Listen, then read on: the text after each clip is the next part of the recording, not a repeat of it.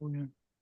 Okay, I'd like to call the October 17th, 2024 Montecito Board of Architecture Review consent calendar to order. I will be doing it by myself today. Rob had other things to do. Item number C1, 625 Para Grande Lane. Is it? She was up there a minute ago. I'm here, Lucia. Hi. Hi, how are you? So I did get your revised sheet on the roof spec Uh-huh. and on both sheets, this one and the previous one. So it's now low sheen, correct? Yes, Yeah, ultra low. yeah, good. So we have had a complaint about that. Yeah. Uh, And, I think that it was well-founded, that complaint. So Mhm. besides that, I thought everything was done right and well and complete. So thank you for taking that extra effort. And I Yep. will recommend approval to the full board. Okay, wonderful. Thank you. Okay, if you want, you can stay around. That'll be about 40 minutes from now, 35, 40 minutes. Otherwise, to date, they've never not gone with a recommendation, so. Okay. Okay. Okay, great. And then so if I don't stay on, will we be notified to follow? Will they be notified? If they aren't approved, yes. Okay, okay. Yeah. No. Yeah, I wouldn't lose any sleep over it. Okay, great. Thank you very much. Very good. Appreciate Thank it. you now. Thanks for a good project. Thank you so much. Bye. Okay, item C2, 421 Seaview Road. Do you want to come up or do you want to just stay there? Okay. So I reviewed the plans yesterday, noticed that there were some details missing, which I also noticed that you sent those in, reviewed them. They look good. So I'm ready to recommend for approval on this project as well. So, okay. Oh, and so this, hang on. So this is for preliminary and final. Is there anybody attending this Zoom meeting or in person that would like to comment on item C2, 421 Seaview Road, please? No request to speak. Okay, so I will make, and I will do that again because it's on for preliminary. Okay, and then I doubt anyone will say anything, but if they do, we have to listen. Okay, thanks so much. Okay, item C3, Kurt, you're here, please, and Robert, are you here, please? Very good. So there were two. How are you, Kurt? Your mic is off. So I had a chance to look through the architectural portion of it. I have no comments except that the light that you're showing at the gate on the right-hand side of the site plan is extending into the public right-of-way, 9 3/4 inches, because that's how deep the fixture is. And so I just think it needs to jog that wall back a little, which might actually be a little nicer anyway. Uh, so I had laid out the wall with 1 foot from the property line, just. to account for any- Then my comment is, I didn't look at it that carefully, so then that is You not can, required. yeah, you can see on the landscape plan, the wall is just barely inside. I didn't set the face of it on the property line. Okay, very good. That's number one. Number two, I know that you and Rob Fowler had some one-on-one conversations about this in the last couple of days. I had been concerned about the amount of light on the street sides too, because you have two sides. I was not concerned about the lights in the back, most of the lighting in the back, and wanted to make sure that if you wanted to get that back into the project, that we could chat about that right now. And then we can take that in the next day or two, we'll get it finished up. You'll get your approval, a conditional approval, and it'll get cleared up in a day or two. Or what do you? There's some lighting in the back, Kurt. Yeah, I can put the lighting back on if it's not bothering or not an issue to the board here. Can we go to the original set of landscape plans, please? You have those Just from, what was it, from? from 2 days ago or a week ago? The full set, not this last individual sheet. Are they? Yeah, right there, all the way to the end or second sheet to the end or something. Go down. a little more. There you go. Yeah, so I had felt that the lighting, there's a tree right next to the house up just to the upper left that's got some tree lights in it. Those lights right there, I don't think we should include in the project, but the lights on the rest of the back there, I thought were okay that you had, if you'd like to add them back in. Okay, so everything inside of the wall, other than those two tree lights, is acceptable. Sounds like.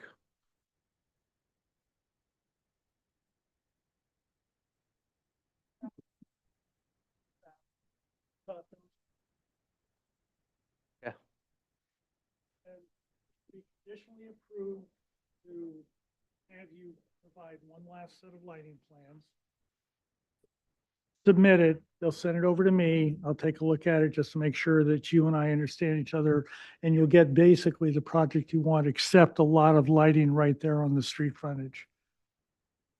Okay. You saw how we had revised the plans this morning. I saw it all, I thought it was good. Great.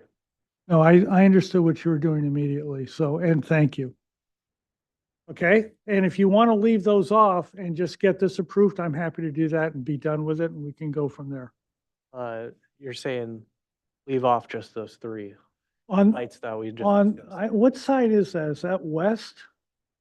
Yeah, I think it is. Yeah, it's on the west side. It's I'm very- clear. You don't want any lighting along the property line there in the trees. Right, that's exactly what it is. Fair enough. Yeah. So, but this, when you get out in the back, they're far enough away from the property line that by the time they get down and start bouncing around and stuff like that, there will be essentially no light, which is what that 0.1 foot candles is, essentially no light. Okay, so, and I did not do a photometrics, but you kind of get used to it after a while, doing this job. Okay, so if you could just eliminate those and then keep what you have on the south and the east side as as newly proposed. Yeah, on the stuff that's outside of the wall there. Yeah, but Yeah, that I had sent in the one this morning. yeah, keep that, except in the back here, you can add those back in. Okay, I'm clear. Thank you for your help with that. Okay, very good. And I would recommend approval for that. And I'll come up with some kind of condition that says submit it to Veronica, have her send it on over to me, and it'll take me probably 3 minutes to look at it. Um, I'll go home and I'll edit the sheet and send it right back. Hopefully you guys could just approve it today during today's meeting. Is that okay? If it's not, I'm just. No, I'm no, gonna no, go home no. and edit I'm the just sheet right thinking- now and I'll send it right back to you guys. So whenever you can give it the What do approval. you think?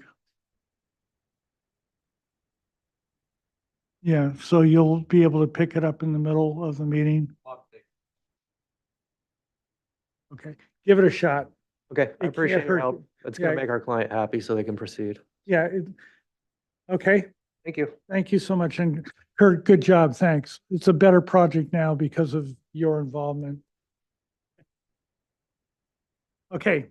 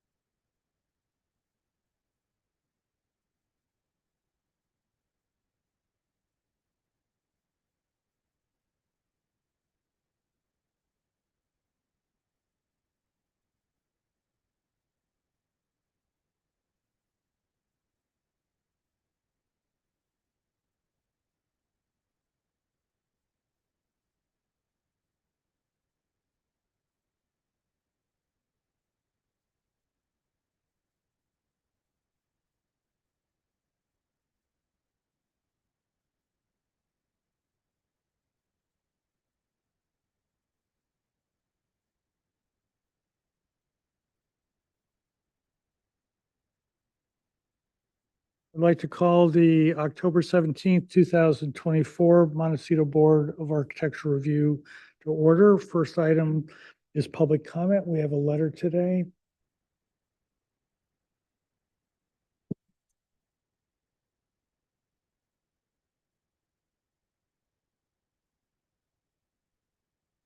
My name is Benjamin, and I was a longtime employee of the Biltmore Hotel in Santa Barbara. Over the 13 years of my life I spent working there. Fine. Truly Or fell my in love speaker's with not this working. beautiful and Oh, historic or- property. and- Biltmore is a property Your that speaker's not is working? truly special and unique, and a This place happens where a lot. locals are celebrated all of life's occasions.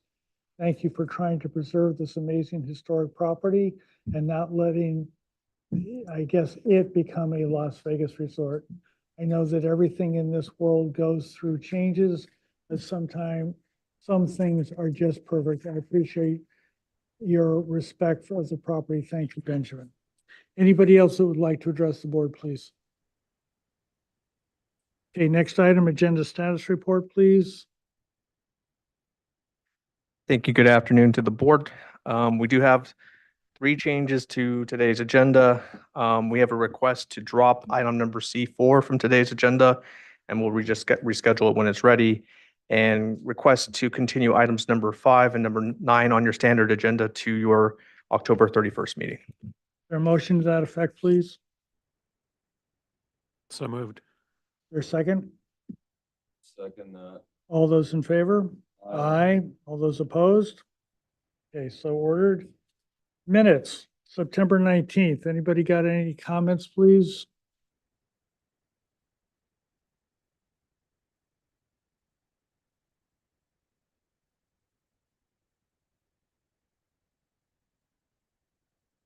Anybody?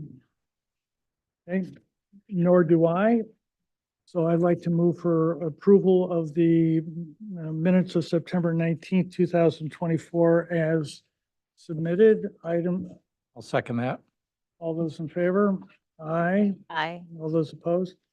Minutes of I October, think we had one, we should have one abstention for that one. Stacy, I believe you were absent. I was gone, sorry. Yes. Thank you. October 3rd. Any comments on the October 3rd minutes, please?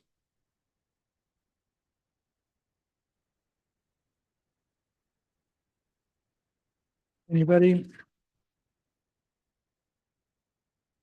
Okay, I have a couple small ones. Item number 1, comment number 1. I think it's actually not a moderate project, but a modest project. And item number 6, item number 1, comment number 6. Consider enlarging I think we need to be specific about it, rainwater basin. Retention basin. Retention, well, is it retention? It is. Okay, retention basin. Let's put that in.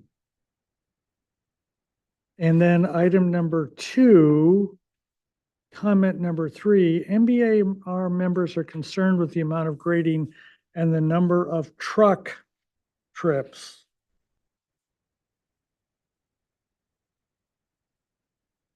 Anybody else got anything? I'd like to move for approval of the minutes as amended. Second that. All those in favor? Aye. Aye. All those opposed? Okay, members' informational briefing. Anyone go anywhere, do anything, please? Nope.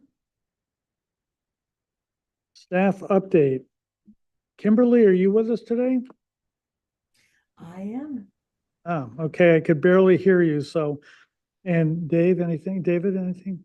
Just one thing. So those following the Montecito Planning Commission know that the commission approved the Biltmore project at their hearing yesterday.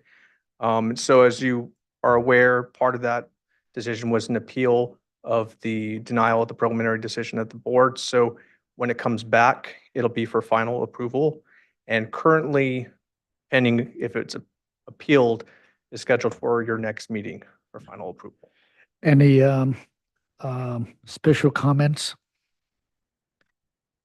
So I was speaking to the chair about this before the meeting, so we'll make sure that anything that the M-Bar needs to know will be communicated by the planner with the revised plan sets. And just, we'll cover this next week or whenever it comes back, but this is for final.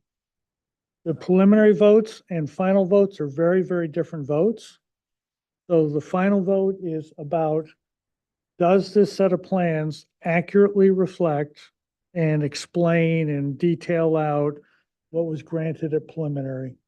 We're not rehearing the preliminary, it's just, do these plans correctly show the preliminary, but at much greater detail so it can be built? Yeah, and the submittal had to be completed. That's all, yeah. Okay, and I'm a little bit confused or flummoxed. The lazy river is approved. Yes. And we have no input on that? we had input on it. You can appeal it if you wanted to. No, I don't think you can appeal Yeah, you the can. final. No, you can appeal the Oh, yeah, approval yesterday. you can appeal the approval yesterday if you want. You have 10 days. I'm still concerned about the historic aspect of that facility and, Members of the board, we should be very focused today. We have a long agenda and we're gonna have some quorum problems in at least one place today, so. Item, Montecito consent agenda, item C1. This is a project at 625 Para Grande. It's actually the second time it was on consent. The first time the details were not complete. This time they came on in and finished everything up, including getting the roofing correctly shown, so it's non-glare. Rob is not with us today, so I looked at it on my own. I'd like to recommend approval and move for final approval as submitted. Is there a second, please? Second that. Any further discussion, please? All those in favor? Aye. All those opposed? Item C2, Adele is still with us. This is a project on Seaview, which had the addition in the rear of the property down on, sort of in a basement area that was never really used before. It's on for both preliminary and final. And after reviewing it, the details, I'd like to recommend approval for it, but before a motion, is there anybody that's attending this meeting who would like to address the board on item C2 or 21 Seaview Road, please? No hands up. We do have one, just for this item or any other item on the agenda. For those of us who are joining us via telephone, when the item that you would like to speak on comes up, just for reference, it's *9 to raise your hand and *6 to unmute yourself. Okay, Still so not seeing any hands up. I'd like to move for preliminary and final approval of item C2 as submitted of item C2 421 Seaview Road. Is there a second, please? Second that. Any further discussion? All those in favor? Aye. Aye, opposed? Item C3, this is 231 Middle Road. This is the property that had the driveway cutting through and the corner and things like that. And there was a couple of things about the lighting, are getting resolved, but they're not quite there yet. So this is also on for preliminary and final. Is there anybody that would like to address the board on item C3, 231 Middle Road, please? No hands up. I believe this was the one where the landscape architect had asked us to essentially table the item for the moment, right? You want me to wait until later? Okay. Yeah, let's just So wait. we're gonna pick this up. He's gonna make a minor revision to the plans, and so he gets it all done. So we'll pick this up towards the end of the meeting. Okay, item C4 was continued, so we're now on the main agenda. Item number 1530 Mimosa. There's somebody from Design Art that's here, please. You know how to turn the mic on? Okay. First time we've seen this project?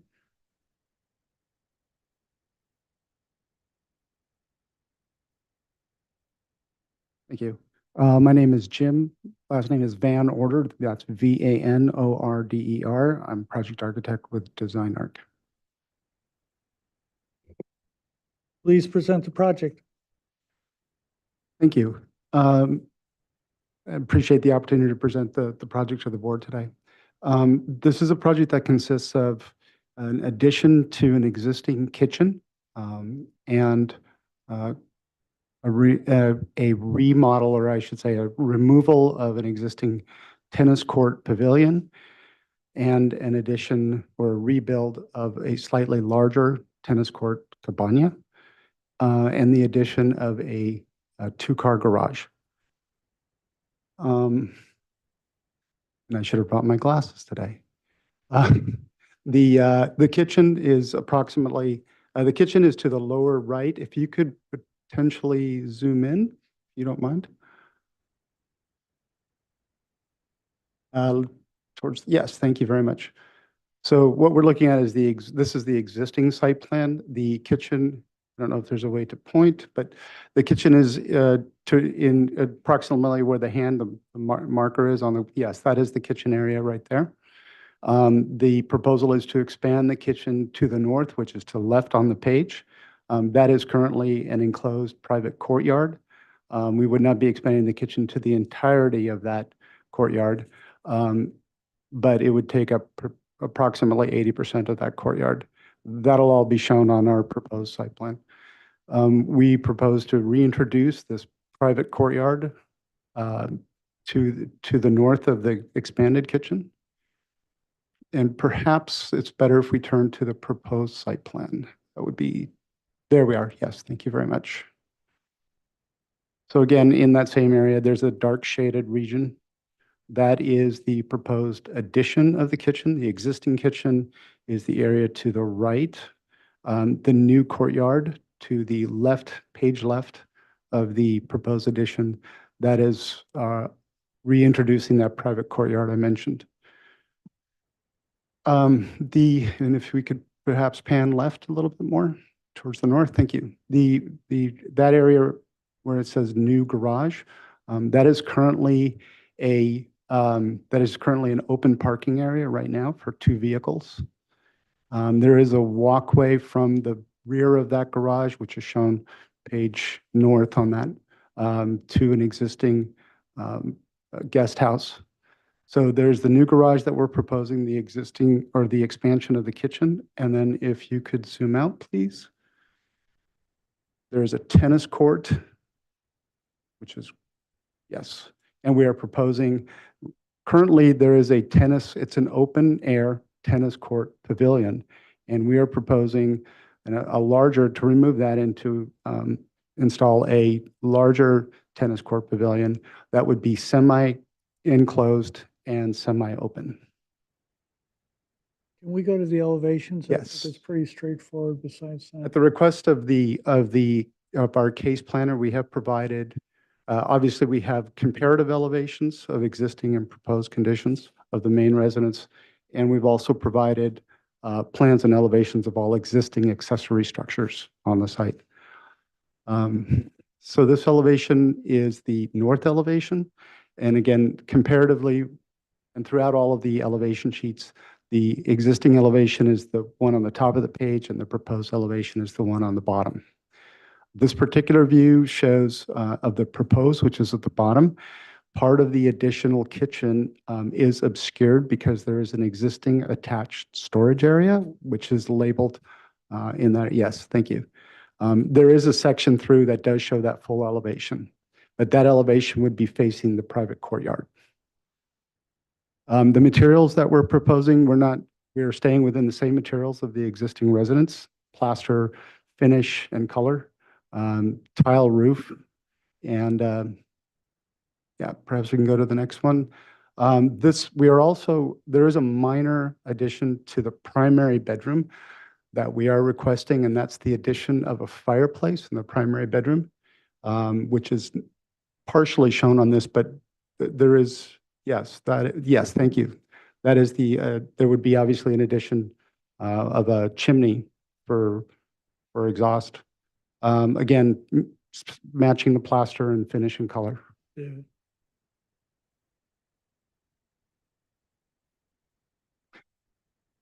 This is the south elevation. Again, existing at the top of the page with the light cross hatching to indicate the area of removal.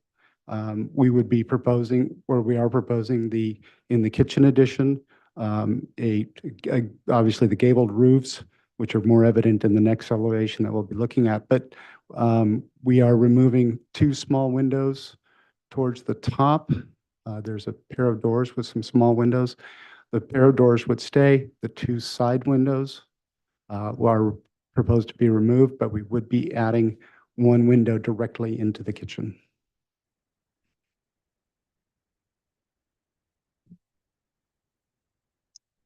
This is the west elevation. Again, existing conditions at the top drawing.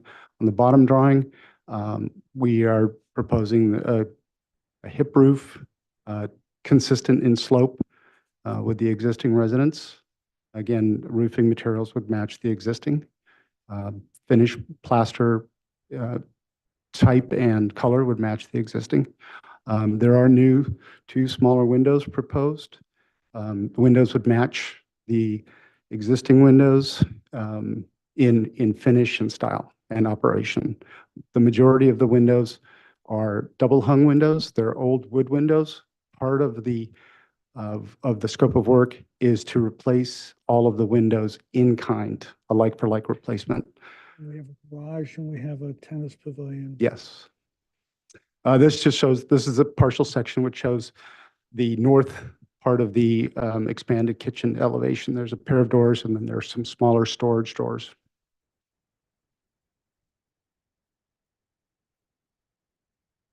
Right. So these are the elevations of the expanded tennis cabana, partially enclosed and partially open. Their board and bat siding, we would paint it white or a version of white, red tile roof to match the existing residence. The slope of this roof pitch is matching the existing the existing pool pavilion. There is a page or a sheet in the set that shows that existing condition. Some renderings of the tennis cabana from various angles. Standing garage. Next sheet, I think. Yeah, right there. Garage elevations, this proposed garage, again, plaster finish and roof pitch, finish and color and roof tile would match the existing residence. Roof pitch would match the existing residence. Windows would match the existing residence with shutters. Sheet one, the FAR study or the FAR sheet.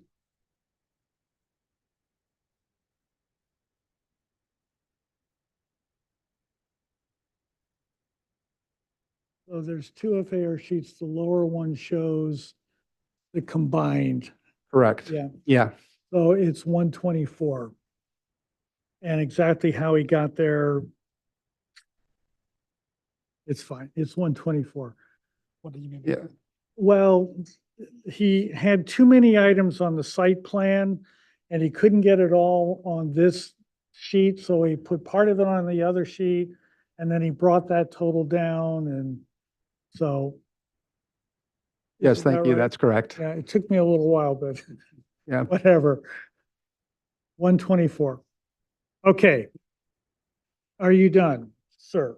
Yes, thank you very much. Okay, thank you. Okay, let's just start with Bill. Why not with Bill? Okay, so we're really just looking at the kitchen addition, the existing sheds and all the other stuff is already permitted, is that correct? That No, is there's a garage. The garage, yeah, garage also, And and there's the an pool or, enlarged, there's an enlarged tennis court. There's a small one, they want to make it bigger. yeah, but all the other little structures are existing labeled that we're not. doing. Yes, that's correct. Yep. Did you do a FAR study? You didn't do a study, did you, looking at the neighborhood yet? No, we did receive the documentation from the case planner. And so the comparative analysis came in yesterday, so we will be conducting that. On your garage there, did you consider or can you raise the window heights of that, those other windows? They're at 6'8". Can you go to 8 on those? Is there a reason? Do you have some kind of a loft or something built in there that you can't No, we're not proposing a loft. No, raise those windows? we certainly could. Yeah, we'd be happy to look at that. That was it. Thank you. Dave, questions? I'm just going down for this first one. Do you know what the FAR of the existing development is? No, I'm sorry, I've not run that analysis. I'd be happy to provide that, though. Stacy, please. No questions. Tip, please. So, yeah, I have several questions. Number one, what is the plate for the garage? Plate height? The plate height for the garage, and again, I apologize, I don't have my glasses on, but I believe we show that on these elevations. These appear to be a previously submitted set of plans. We did submit a new set of plans 1 week ago that would have, oh no, these are the new. There should be a plate. I believe it's 11.6. Correct. The floor plan does have a diagram. The owner, the client would like to have the ability to provide a lift system in the garage. So we've raised the plate from what might be typical to approximately 11 feet, 6 inches. Any other questions, Tip? Yeah, so it seemed like about 11.6. And can you show up to the elevations, the side elevation? Yeah, that one. No, go back. So I'm trying to understand what is above the two pairs of doors. What is it? What are you drawing there? Thank you. In the most prominent forward portion of the building, that's actually a steel balcony and an existing door from one of the upstairs bedrooms. There's a lot of wrought iron on this project, and so it's just the line work showing that railing system and balcony. There were pictures of it? Not with me, but yes, absolutely. There it is. Oh, there we are, yes. Much more elegant in the photo than in the drawings, I think. Oh, okay. Thank you. Got it. Robert, questions, please? No questions. And I have no questions. Public comment, is there anybody that would like to address the board on item number 1530 Mimosa Lane, please? Received no speaker slips, and I'm not seeing any hands raised on Zoom. Okay, so we're on for concept today. Going back, same order. Bill, comments, please? Yeah, I'd like to see the FAR study, of course. It's a little high. So that would be the first thing. Otherwise, I'm fine with the addition to the house. I think the kitchen's fine. The tennis pavilion is fine. And the only thing I'd recommend on the garage would be to raise the windows to an 8-foot plate, because it looks like you got a lot of header room there. And the proportion looks kind of funny to me. Looks kind of squat. So I think the 8-foot will help that. That's it. Thanks. Dave, please, comments? Yeah, I agree with Bill's comments about this structure. Felt the same way.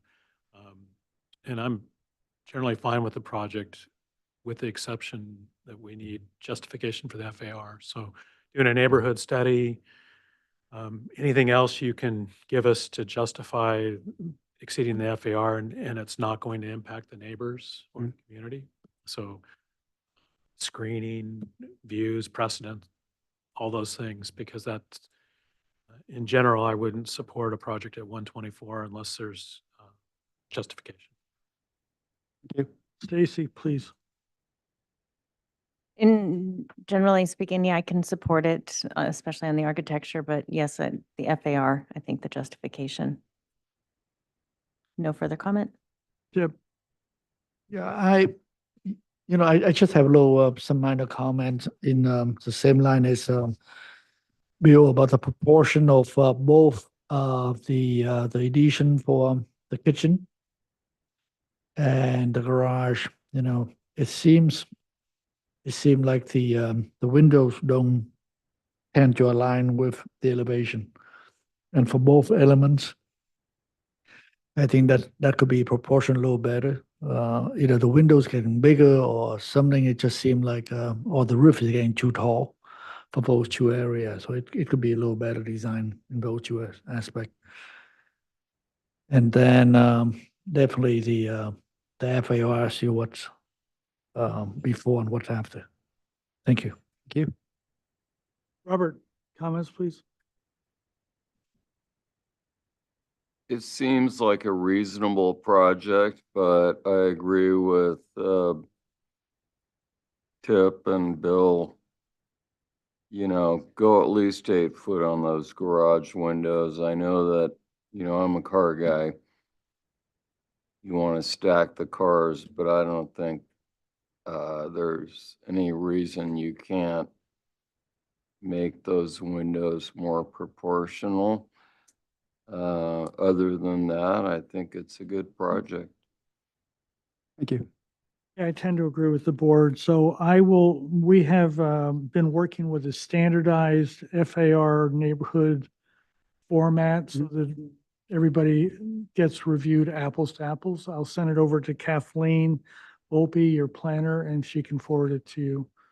Okay, with the instructions and things like that. Thank How you. would you like for this to come back? I don't know this area. Are we down on the hedge roads down here? Oh, but probably Yeah, the board, yes. we're over FAR, I guess. Why don't you have Kathleen contact me after you have the FAR study and we'll figure out what to do. If your FAR study, is that okay with everybody? If the FAR study seems to make sense, we can get you on consent for both preliminary and final. If you're sort of not really in the neighborhood, we'll bring it back to the full board. Understood. Okay, but also for preliminary and final next time, yeah, just to keep you going. There's no reason to hold it back. I guess if it's kind of, important because, I'm not sure that we had a project in front of the board, on the East Valley Road. Yeah, It was, presented and we grant them, the approval to come back for preliminary and final. yeah. And then, after that process, the planner discovered that, the FAR calculation wasn't correct. And because of that, it's instead of 1.09, it was actually 1.35. And the planner kind of rescind the approval sort of, and have the applicant to come back to the full board, try to justify it. Okay, but he's gonna be doing. Yeah, it. so that's why I feel that it's kind of important to make sure that we sort it out. Oh, yeah. And I will, of course, defer to the board. I don't like to do things on my own if I, Yeah, I mean, I would say recommend get your FAR that first. Mhm. Anything more, get it over to John and the get plan, it to Kathleen, she'll get it to me. and he can judge. And I'll make And we some may have to go. hopefully rational decision. Thank you very much. Thank you. Item 2, 607 Coles Road. Now, we saw a project and did a site visit last week or 2 weeks ago, whenever it was, to a big project up on top of Coles. There's kind of a funny little house that they said they were going to come back and show us. It was in the northwest corner of that property. That's this project right here, okay? So Shelby, are you up? Is that who we want to have talk first? Yeah, thank you. And do we have a memo on this, by the way? I talked to Kathleen about this. Yeah, let's read that. Okay, so keep going, keep going. Okay, so this has to do with setbacks. So can design, is there anything above that word during review? Okay, right there. During review of the proposed project, the preliminary front setback was determined to follow Coles Road, no secondary setback acknowledged by planning and development. Please refer to the image below. So the purple line, I haven't seen this memo, but the purple line is the 50-foot or 20 feet, whichever is greater, front yard setback. The red line is the rear yard setback, and the greens are the side yards. That's what the planning department has decided. I know you had a couple of alternatives. I said, would she clarify it? That's what we're going with. Okay. So the floor is yours. Thank you, Mr. Chair and board members. I'm Shelby Jenke with SEPS Land Use Consulting. I'm here with architect Andrew Petrovsky, and we've got quite a few members of our team on the Zoom as well. Post Hazeltine, historian. We have our landscape, our lighting, and we have our civil engineer, Mike Gones, here in the audience if needed as well. So I'll just do a quick introduction. This project at 607 Coles Road, as you mentioned, is adjacent to the project you saw just 2 weeks ago at 605. There was a different project here in 2022 that was proposed. This is a brand new land use permit, brand new design. We're very excited. This is a new single-family residence with a partially underground basement garage and accessory structures. There's an existing tennis court on this property that will remain.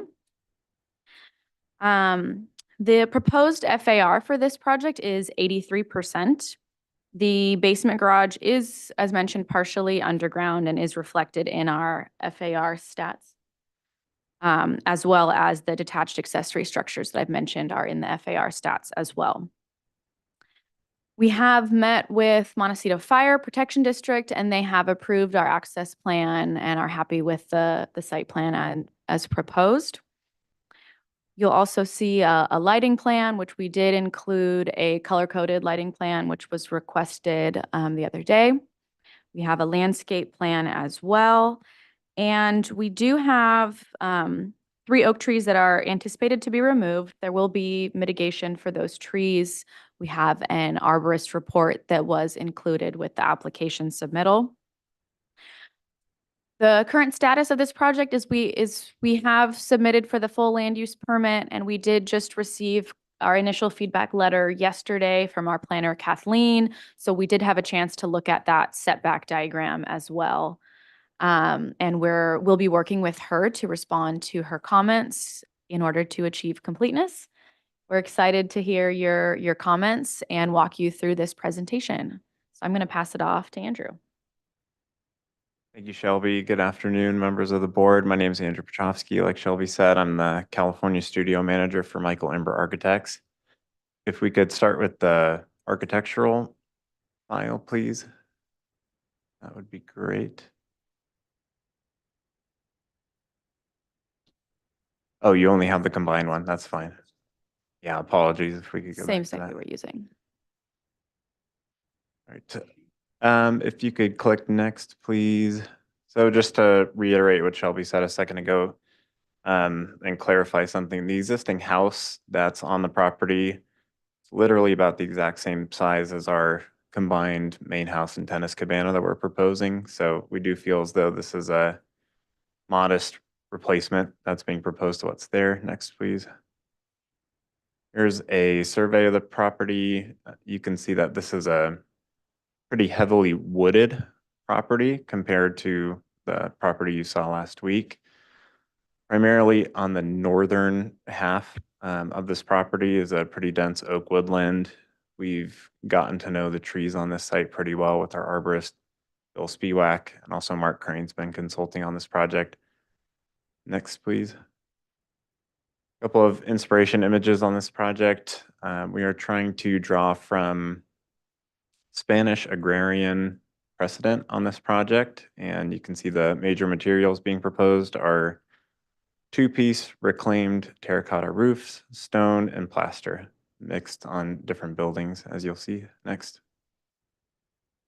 Here are some site photos that we can use as reference later on. You can tell in the lower pictures, the tennis court's about 4 feet lower than the rest of the property.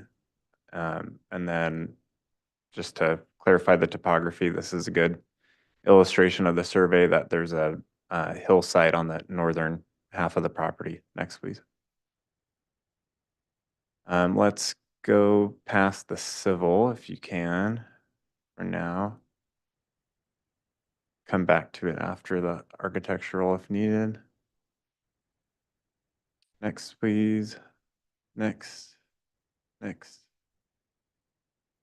Okay, architectural site plan. So this tennis court, actually something that was a part of the historical Eucalyptus Hill estate, which is kind of a fun remnant to preserve the history of. We, like I said, we're encountering a dense oak woodland. That oak woodland is anchored by that tree right above the 645 contour, sort of in between the house and the ADU that's dashed in the center of the page. That oak is one of the grandest oaks on the property, and so we wanted to create a site plan that really was centered around that, and then was also interwoven in the trees in the northern half and interact with the tennis court on the southern half. We know that ADUs are not under this purview, but we thought it helps tell the story of the site plan better to create a court south of that oak. So that's why we included it in this presentation. The main layout of the site plan, quickly to go over. We have a main house that is basically 2 wings. The northern wing is a tuck under garage spot that's underneath a 2-story mass. That 2-story mass has 2 very small, modest bedrooms on the ground floor, a sitting room, the stairwell, and then on the upper floor of that is the primary wing. The southern wing of the house, which is accessed by a more modern glass bridge through the oak canopy, connects you to a living room, small kitchen, powder, and that's it. And then we have a open air breezeway that on the other side of, you'll find a tennis cabana that directly interacts with the tennis court to the west. The only other things going on the site besides the ADU is the viewing trellis, which is on the west side of the tennis court. That is just a small area for people to take a rest and store some of the tennis equipment. And then we have a generator yard on the northern, at the 12 o'clock around that center oak there, kind of by the 642 contour. Next, please. Here's a roof plan. You'll see the tennis cabana and the southern wing of the house are fully contained under one large gable mass. The generator diagram, little note on this, since proposing this sheet, we've value and engineered down to a 60 kilowatt, down from 200, which will help with the acoustics. And we are aware of the board's concerns for generator noise in general. Next, please. Here's a closer look at that tuck under garage space. The goal of this is to help get rid of some of the pavement that's currently there right now. You have to drive up the hillside onto the property, and we wanted to cut the length of that. Next, please. And this one shows the upper floor primary bedroom wing with the cantilevered balcony. Next, please. Sorry, if you could go back real quick. Just to start laying down some reasoning for why we've decided to pitch this multi-story feature on the north wing of the house. Besides the oak trees, one of the major assets to the site are the views of the mountains. And we wanted to really celebrate that in the ways that we could. It is only a 1 acre site, and we do have a lot of constraints with the trees. So this was our creative solution to that. And we hope that we're able to capture views of Arlington Peak and all of that good stuff on the north. Next, please.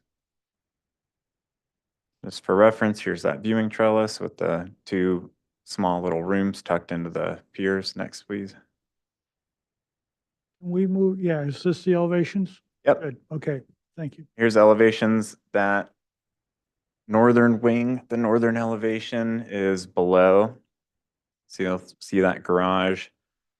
And then there's the smaller bedroom on the main level, and then primary bedroom on the top floor. And then that western side is the stairwell. If you look at the longer elevation up top, that's the east. And that is from the courtyard by that center oak looking to the left if you're standing on the south of the site. We have our tennis cabana is on the left side of that, the open air passageway working our way right. And then we've got the living room, kitchen, glass bridge connector, and then that northern wing of the house. Next, please. We threw in some of these hand-drawn images just because we think they're nice. But they show the same information, and add the tree canopy as well for reference. Next, please. Here are the other two elevations from the tennis court below. You see that grade difference and how our building interacts with the tennis court wall that's there right now, the sandstone gravity wall that's there now. And then up top, we have our south elevation. And that's kind of a section through the tennis court as well, if anyone needs reference for that. Next, please. If you go down a little bit, just to touch on the materiality changes, right now, sorry, next, I meant down on the page. You're good there. The tennis cabana and southern wing of the house are currently planned to be in stone. Then we have that steel and glass bridge connector through the oak canopy, and then the northern wing of the house is planned to be in a hand troweled smooth plaster. Next, please. Here are some elevations of the viewing trellis for the tennis court. Next, please. Some sections for reference. We know in working with Kathleen that we will demonstrate that garage space is more than halfway under the average grade around. Next, please. And then I will just present the landscape and lighting briefly for the team. And then if anyone has any questions, the staff, the design staff is available for reference on those. For the landscape, we have a pretty limited scope as well. We are proposing the removal of 3 oak trees, one that is drought stressed, lichen ridden, and also has a fungal infection, which is not a good combo. And then there's 2 smaller oaks that we're removing. So those bright neon green trees, those are planned mitigation oaks for Bill Spiewak and the county's recommendation. Other than that, we have some understory that's being proposed to some of the oaks in very select places.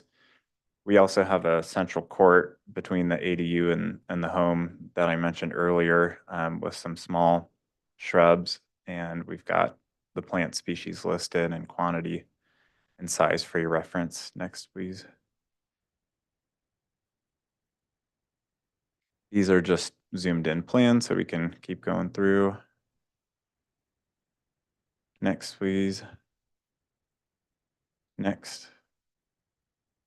Here are some images of, you'll see it's kind of a diverse palette of both California natives and more Mediterranean inspired plants. Next, please. And then we have all of our Wheelo calcs and irrigation zones and all that. We can skip over, please. Let's jump to lighting. There's a colored lighting plan, actually. It was uploaded earlier, yeah. There's 3 sheets that were submitted earlier today. It shows the same colors that they used on the property next door, but Yeah, so just to briefly introduce the lighting scheme here, we've paid extra special attention to create a buffer for ourselves away from the property lines.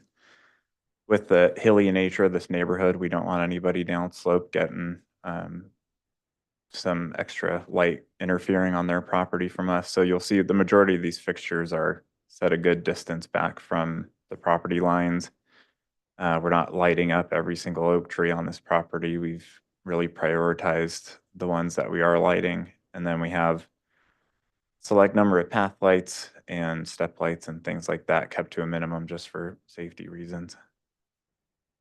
On the civil side, just to touch on that real quick, I'm not sure we need to pull up the drawings unless we have a question and answer around them, but we have, I believe it's 400 or so cubic yards of export, 462. And the majority of that cut's coming from the northern wing of the house. So that is our presentation, unless there's anything in particular you'd like us to shine some more light on, but thank you for considering the project. Questions, Tip, please. Have you provided enough off-site parking? We have, Side yeah, of- if you look west of the tennis court viewing pergola on the main site plan, or any site plan really, we do have parking spaces there. Yeah, that you showed it, sorry. But that is in the front yard setback? Yeah, we're dealing with the ramifications of the planner memo from yesterday, so we're working to make sure that we can, Yeah, because I think it had to be out the front yard setback. yeah, that is a Okay. good point. Got it. Questions, Dave, please.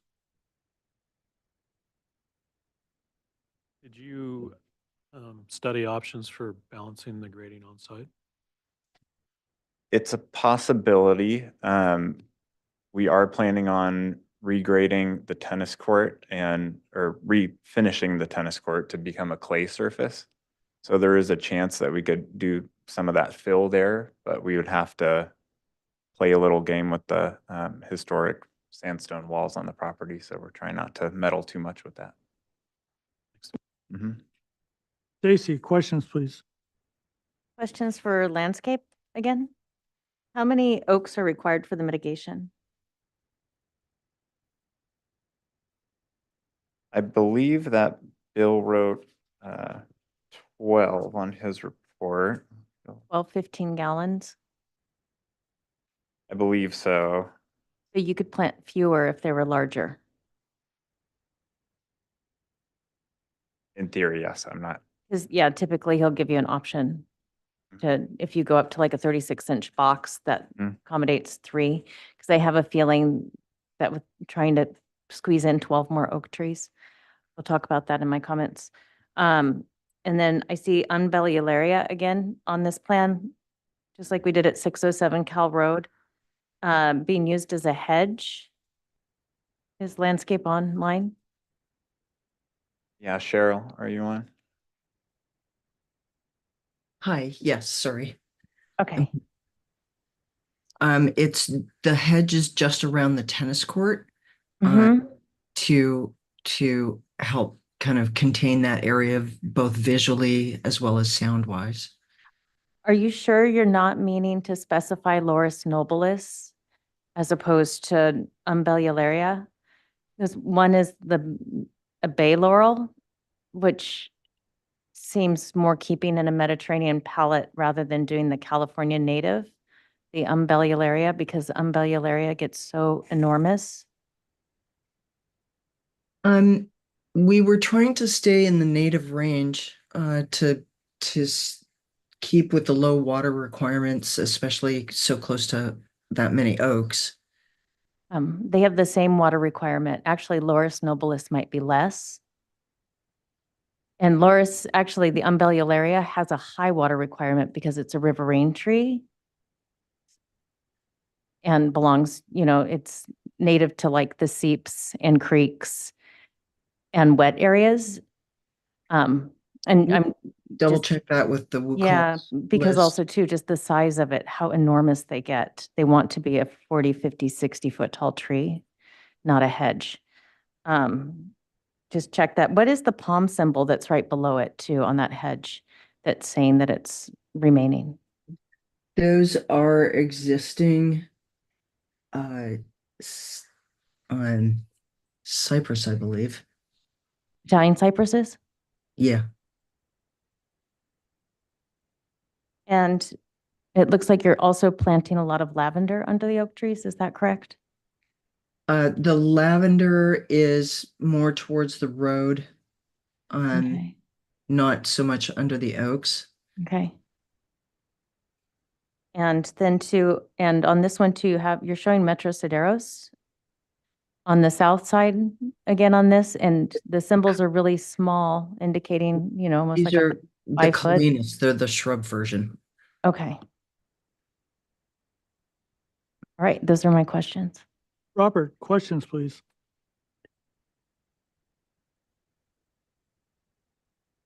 My only question is, I know we're not supposed to talk about ADUs, but the grading seems like it could be reduced somehow. Have you considered how to reduce that? Like I said, I think we would fall back to filling in the tennis court a little more if we had to consider that. The tennis court is existing though, right? Yes, but we are resurfacing it to be clay, so that would be our opportunity. Okay, no more questions. Bill, questions, please. So just to get my orientation, we were looking at the property that was down, we could see that tennis court from the other property, right? Okay. Yes. And that road that goes around, that private road is the one that was the dirt road that we rode to the neighbor's house on. Is that right? Some of us, anyway. The road to the lower left of this is the main entrance to the large property. The back road is the road at the top of this. Which was that bumpy dirt road Yeah, kind of that we took. Funky road Funky road. And the neighbor's gate, I guess, or is off to the right. further down, I guess, all the way. Okay. Do you think you'll see, and I don't know if you're proposing any kind of a gate from that private road to your, are you doing any kind of screening On or this land use permit, we're not proposing it. not proposing any? So it's going to just shoot right in and then you're going to have the 3-story elevation there off that road. And what is the height of that elevation there? So off that road, the tallest point of the elevation, if you go from from the bottom of the garage door, just out of curiosity, all the way up to the, the bottom of the garage door to the top, I believe we're at 36. And I know from the planner memo, we need to get that down to 33. So need to be 33, okay. So no gate or fence. And then are you doing a fence around the tennis court? Are you just going to use hedging, or is there an existing fence you're keeping for the tennis court? no existing fence. We're not proposing one at this time. And Cheryl, I don't know if you want to speak to any of the, Just be planted at this point? Mhm. Okay. Maybe a short one to keep balls from rolling into the underbrush there. right? And it's hard to tell on your lighting plan. Do you have any lights in the trees that are shining down onto There are a few. A but it few. is a few. interior lot, kind of, It's not an interior lot, but it is a few towards the middle of the property. towards the middle? Yeah. Okay. All right. That was it. Thanks. I have no questions. Public comment, is there anybody that would like to address the board on item number 2, 607 Coles Road, please? We do have one hand raised. Okay, please Denise? identify yourself when you start. Denise Hammett Beaker. I met you all at 607 a couple weeks ago. I am concerned about the amount of dirt that will be moved and the effect on that private road and the residents, and of course, the noise. but mostly the moving of the amount of dirt and possible drainage issues. Thank you. Anybody else that would like to address the board, please? On item number 2, 607 Coles Road. No additional hands up.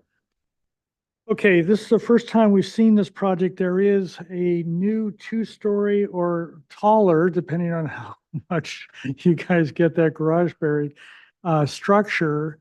Do we need a site visit? Please answer that along with any other comments you have. Tip, comments, please. Yeah, before I make my comments, can you zoom into the site plan a little bit? Yeah. That one, which one? Oh, the first one.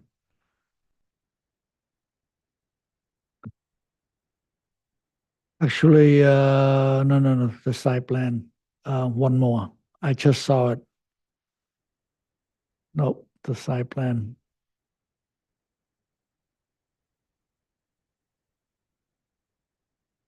Keep going.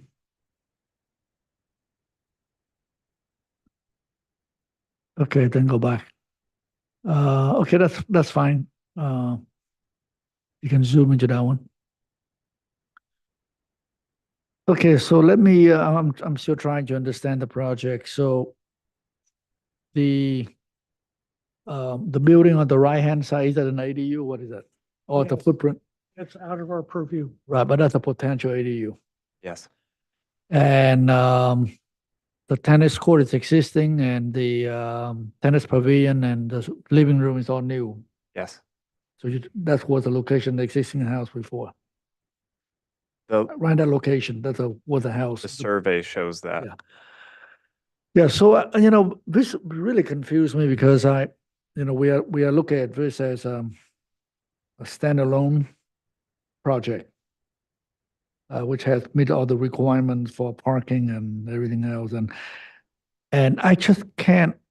Maybe you can explain. I can't seem to find where the front door.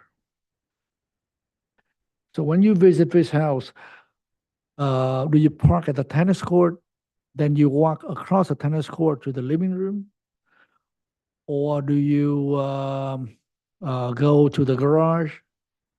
And yeah, I don't know. Maybe you can explain to how the sequential of, Specifically as a guest. yeah. Let's say someone bought the house and let's come to my house for dinner. And so which way you come in? Right. I think if you're coming over to play tennis, you'd go west of the. Yeah, I know you house play. for If, sure, if, and if it's then- a tennis club, yes. Yep. And then if you're coming for dinner, we're hoping that, well, there's not currently space for offsite parking in front of the garage, but we may have to consider something along the northern property line or push the garage back slightly or something like that to park. And then go take one of the paths, landscape paths up the slope, and then the front door is just to the east of the stair on the plan. And where's the front door? It's there, right next to the stair, Oh, so you're coming into what room is that? the sitting room. Okay. Yeah. So I mean, the project seems fine to me, but the site planning, it's a little bit peculiar in terms of how everything laid out. Because I'm looking at this as a standalone project, and that's what you're applying for, and because of that, I think that's a little convoluted. It's more like you might as well merge it with the other parcel and make it part of the other building. That is a different issue. But at the way it is, I think that's really needs some thought process to put into how everything works. Thank you. Dave, comments, please.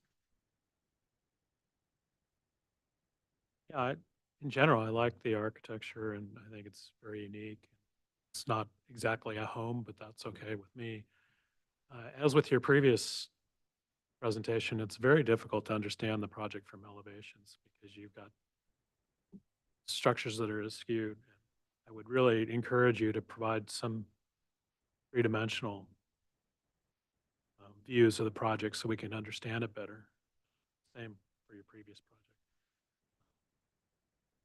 I think you're preserving the majority of the oak trees, and I'm intrigued with the architecture. So my main concerns would be the height of the structure and the visibility of it from the drive, including resolving the parking and how visible that parking is. So we'd want you to come back with that resolved.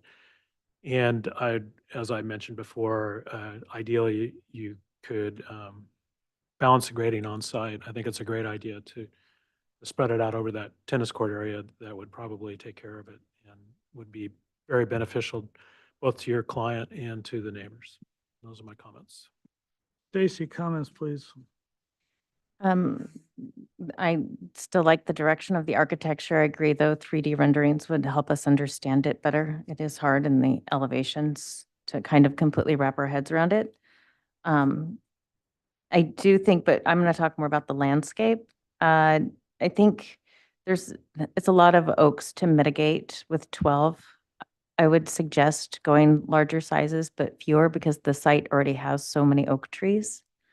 I do think to reconsider the umbellularia, using that as a hedge. I think the board is generally fine to not make everything native as long as it's compatible and low water use. And I think Laurus nobilis is probably more of your intention, especially with the rest of the palette. It looks like it might be squeezing down the Italian cypress, but that's fine. And then too, I'm a little bit concerned about how you're calculating the water usage. When I look at how the plan has been laid out, it's like you're just dotting for each plan when we typically lay it out with the full areas, because I have a feeling the planting is going to be more dense than what it's being represented as on your water use calculations. So I'd like to see that you're more taking into account full areas that you're planting, really, and not just doing this dot thing and then getting this very minimal number, but also too, that you're working to maximum water allowances in each zone. And then too, when I look at the irrigation plans, because that'll come, this is not such a concern at this level. This isn't really required at a conceptual level, giving us full irrigation plans. However, when you do come for full final board at the end, please convey, we need irrigation. These are not buildable irrigation plans. I see symbols for irrigation like plugs, but there's no plants shown that they're actually associated with. So those numbers, they just don't add up and it doesn't make sense. I would suggest possibly hiring a local person possibly to do your irrigation plans and your water use calculations. Since I know that it's harder for out-of-town designers sometimes to understand what's required. That's it. Robert, comments, please. I'm like Tip, a little bit confused about the access and the parking. I like the rendered elevations, but the CAD elevations seem busy to me, at least. And it's a nice project, but I want to make sure we got, yeah, that stuff looks great. But we got to make sure people can park and access. It's a very narrow road. And as I mentioned earlier, I think we need to get rid of some of the cut somehow, because that road is so narrow and all those trucks going in and out are going to be a problem. That's it for me. Bill, comments, please. Yeah, I generally like the style of the architecture and the direction you're going. It's really very cool and fun, playful. But I'm a little concerned about that visibility of that 3-story elevation there right off that little drive there. And maybe there's a way to not do a subterranean garage, and maybe that would then remove some of the cut. Maybe you could even have a detached garage somewhere. I don't know how you would do it or how you'd orient it, but maybe there's a way to limit the grading, and maybe it's a combination of your cut and fill over both properties. I'm assuming they're the same owner, right? It's the same owner that owns both properties.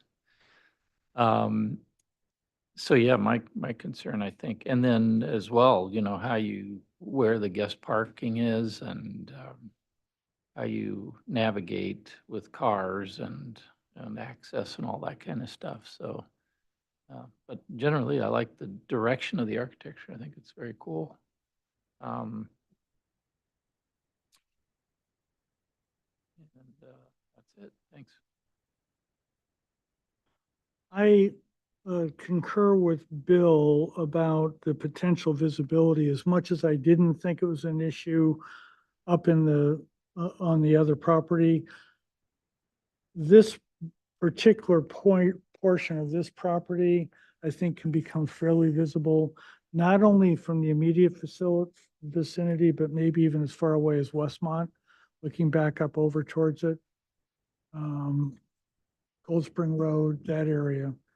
A friend of mine lives up in a house, I can't remember the name, Sierra Vista, I think it is.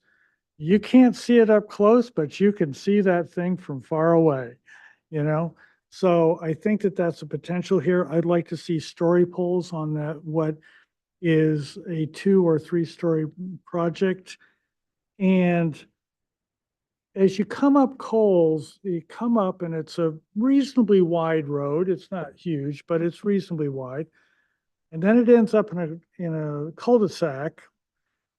And I'm sure that that's one set of owners, and then there's another set of property rights owners that are beyond it. And the road gets really narrow on the other side, on the south side, southwest side of that cul-de-sac. And then you turn left to get onto this property, the entrance, and it gets even narrower.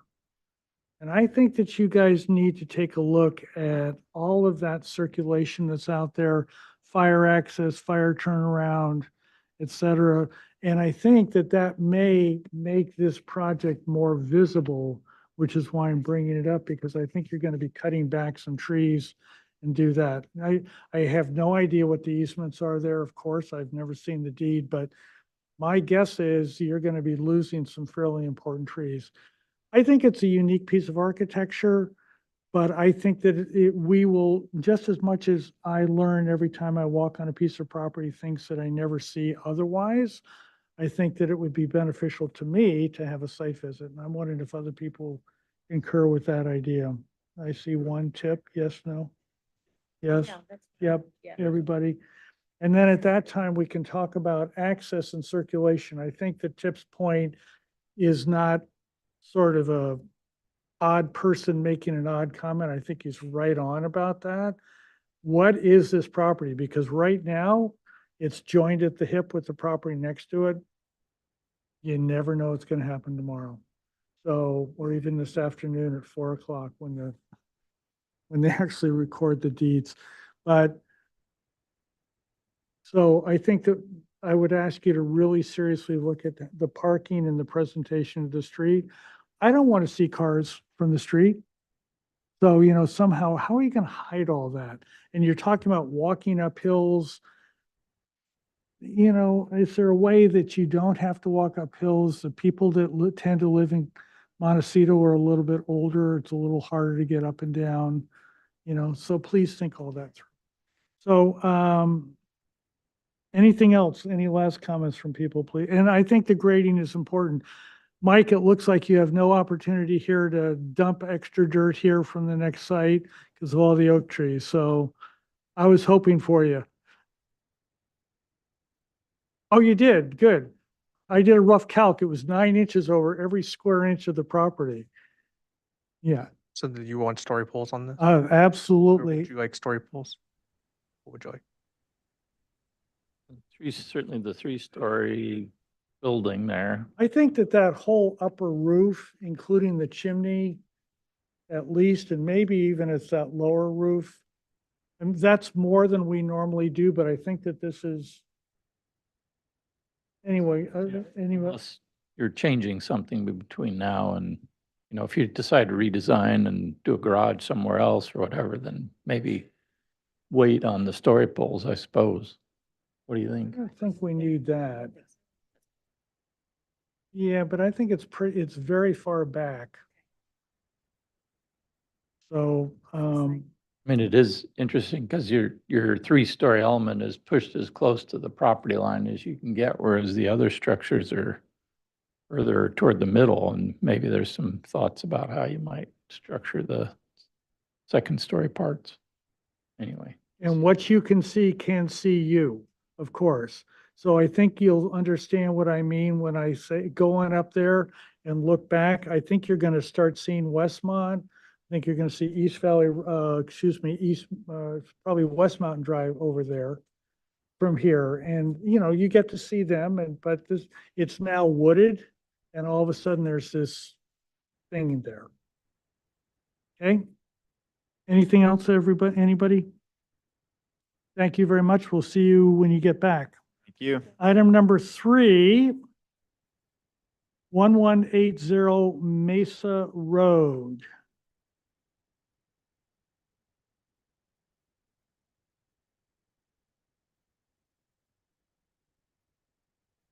Are you the owner, sir? Okay, do you want to speak? There's a slip in the back. Please fill it out. We'll get you heard. Okay, so 1180 Mesa Road. Thank you. Thank you. I need to clean my glasses. Go ahead, sir, please. Good afternoon, board. My name is Kent Mixon, architect with Androlitis Mixon Architects. I'm Scott Menzel, the landscape architect for this project. So you can zoom in the FARs and the tabulations there in the center of the page. We're proposing to remove the existing house. There's an existing 1,500 square foot two-bedroom house. We are with the reconfiguration of moving the garage forward and creating a 3-bedroom house, which is about 2,600 square feet. Our FARs are at 99% there. You can go to the site plan. This project is on Middle, which is between Butterfly it's on Mesa between Butterfly and Middle. 2 doors off the property to our right there is on the corner of Middle and Mesa. So that's the existing site plan. We have a couple trees that we are proposing to remove, and I'll let Scott talk about that when he presents the landscape. You can go to the next. So you can see the layout's similar to kind of what's there already with the kind of the 2 wings with the living kitchen space in the middle of the project.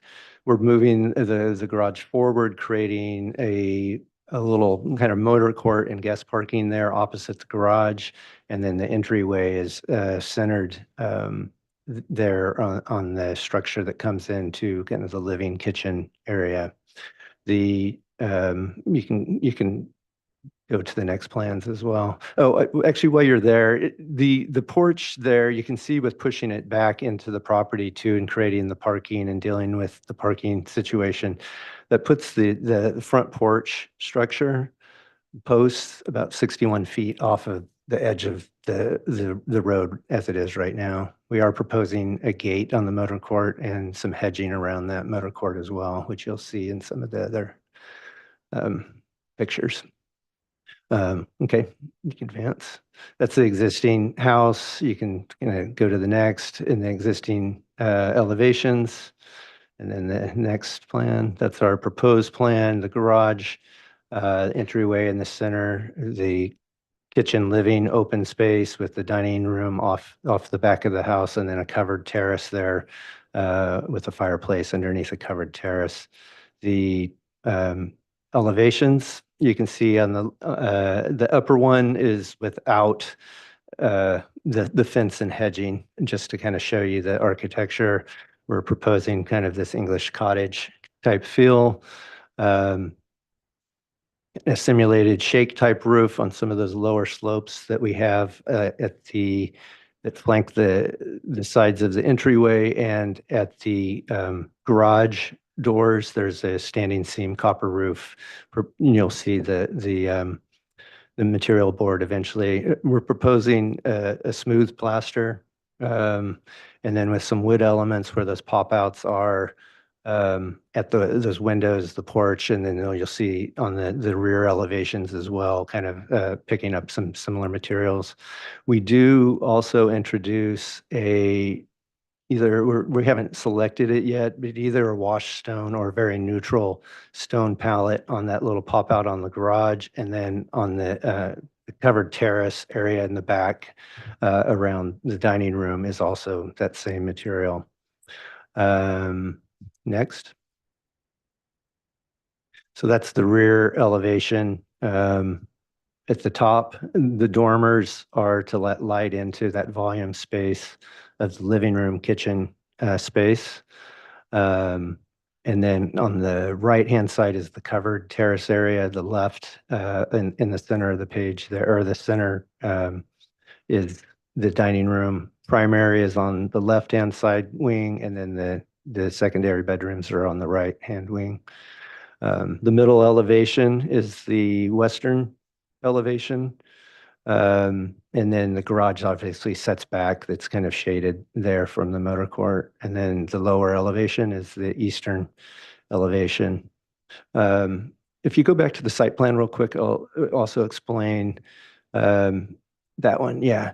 The garage is set at the front setback and on the eastern setback line, but the house on both the eastern and western sides are set back, not on the setback line. So we basically have an 11-foot setback on the eastern side and a 10-foot setback on the western side of the property. And the setbacks for this property are 8'6". If you go, I think, to the materials board, which I thought it was at the front of you can see some of the elevations there, actually. If you go back.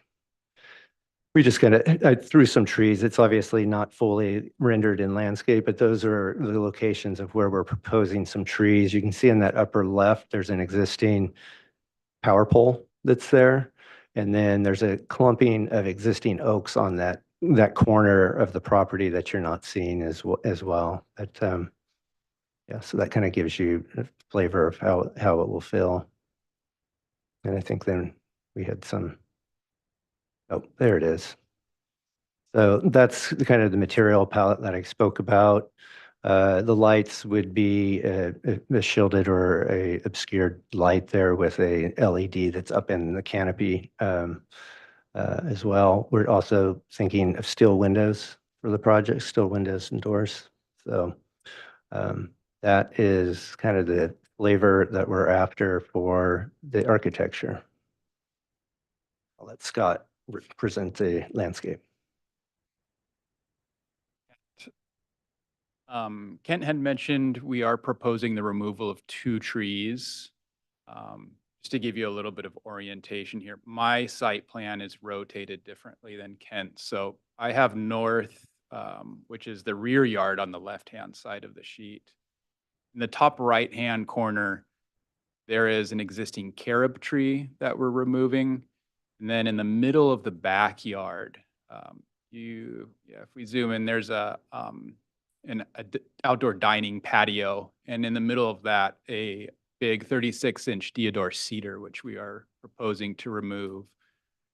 We're working with Duke McPherson as our project arborist. Although that is a non-native tree, he's identified it as a specimen and skyline tree. So he is proposing mitigation for that tree. And it looks like we're going to propose one 48-inch box oak, and then We have an additional 5 trees, new trees proposed, 3 in the front yard, 2 in the back, and those will be part of the mitigation as well. And then all new perimeter screening. The east and west side yards really don't have any screening, and then the rear property line does not have any fencing, and the screening includes ivy. So we're gonna pull that out, put a fence in, and then hedge the entire perimeter. We're looking for materials. We're looking at the use of pea gravel and limestone. And then last page, next page, which I think is the last page, is our preliminary plant palette. That concludes my presentation. Are you guys both done, please? Okay, questions, please, Robert?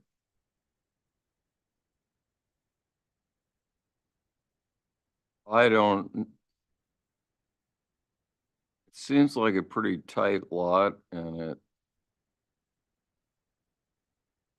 I'm just wondering if there's a way to,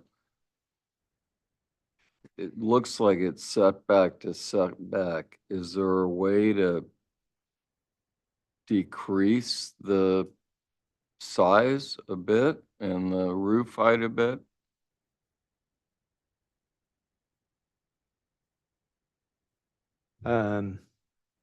Well, the roof heights are kind of dictated on initially the style with the English cottage is even steeper roof than what we've even shown. That's at a 45-degree. What is the roof slope? It's at 45-degree. So it's a 12 and 12. 12 and 12, yep. Okay, no more questions. Bill, questions, please. Would you describe the style, Kent, as kind of a contemporary version of this English? Would you? Yeah, I think that would be fair. And I noticed on the garage, I didn't see it anywhere else. You had a lintel over the one. Are you repeating that other places, or is it really just that one spot? We have it at the back elevation above the dining Oh, room window. I see. All right. But we haven't necessarily introduced it at the other side windows. I guess we could do that as well. And then at the end of the gables is kind of a wood detail, so it doesn't really lend itself for a situation there for So those the pop upper outs. part of the gable is a wood finish. Is that what you're saying? No, those pop outs, the darker gray on the ends of Oh, those the gables are kind of those are wood elements that are Big. popping out from the plaster face. And do you have room, because it looks like you've got a couple of feet of extra on that west side, I think.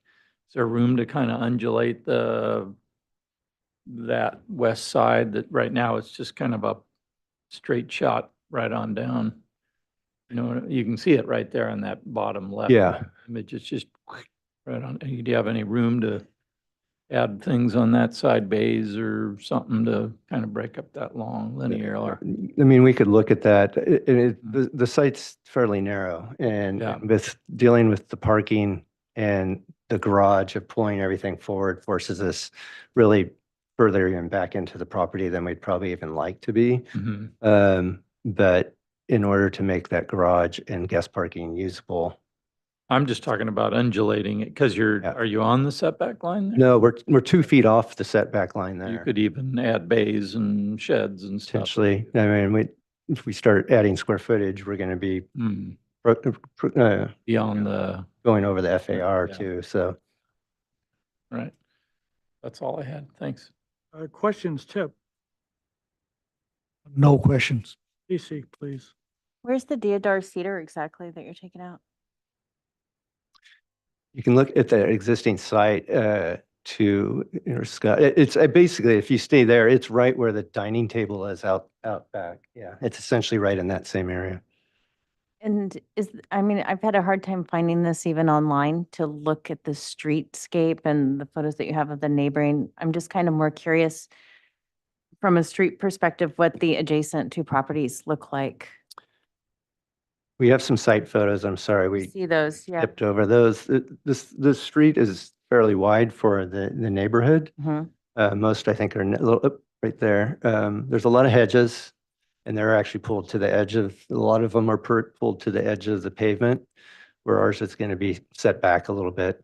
I can't read those, but I have the addresses there. 1170 is the one to, in this upper right is the one to our left. Ours is, you can see that clump of oaks on the corner of the picture there. Ours is just past that. And then you can see in the rear yard there, the 1177 is across the street. It's a two-story home there. And I think there was a couple of other pictures maybe of the streetscape of the house on the corner and kind of general. Yeah, that's, so the lower right is the garage that's closest to us, our property line. Middle road is to the right of that picture. And then our house is just to the left in that picture there. And then the upper left photo is the house across the street from that one. And then our house. Okay, that's it. Thank you. Dave, questions, please. No questions. And I don't, are you aware that the board has not approved a paint color with an LRV of greater than 84 for 3 years? I'm not. Okay. Are there other alternatives to copper roofing, which is very shiny, that would perhaps be less expensive and non-reflective that you would consider, please? Yeah, I mean, we'd definitely be open to that. I mean, the idea is obviously that it stays in that natural and it goes to that dark bronze fairly quickly. And it's a traditional material, but we could explore a bonderized or, other metal that would be that way automatically. Okay, thank you. Sir, Ray Link. Yes, please. And there's a little horizontal bar with a white, oh, you turned it on? And 3 minutes, please.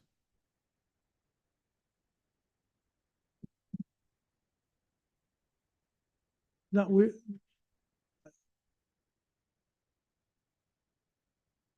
okay, you're on there. My name is Ray Link. I'm a neighbor 2 doors away from this property. I'm representing myself. I'm also here on behalf of the people that live immediately next door at 1170.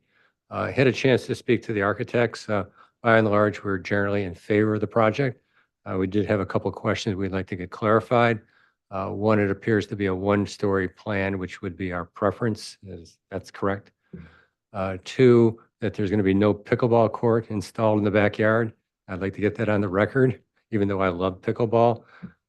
3, that in my notes here.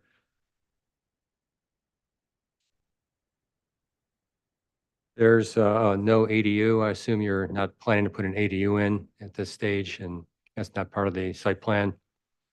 And then lastly, there's a large power pole out front, and I'm wondering what your intention is with that. Could I ask that question? Ask that now. I know my clients, they're not living here right now. They're out of town, but they will be reaching out to some of the other neighbors. They would very much love to get rid of the power lines, but I know it's a big undertaking and they would love to have a conversation, I'm sure, with the neighborhood if Yeah, going to be. clearly it's obtrusive, no question about that. I undergrounded mine when I did mine, and maybe that's an option that still leaves the power pole there. I think you're going to see a lot of objection in terms of cost sharing though, and how that's going to happen, because that's going to tear up lots of people's front yards. So you need to think twice about that. But by and large, I think the project size, the character of it fits in with the neighborhood, and we support that subject to the items that we just spoke about. Thank you. Thank you now. Okay, we are back for comments. We are on for concept first time. Robert.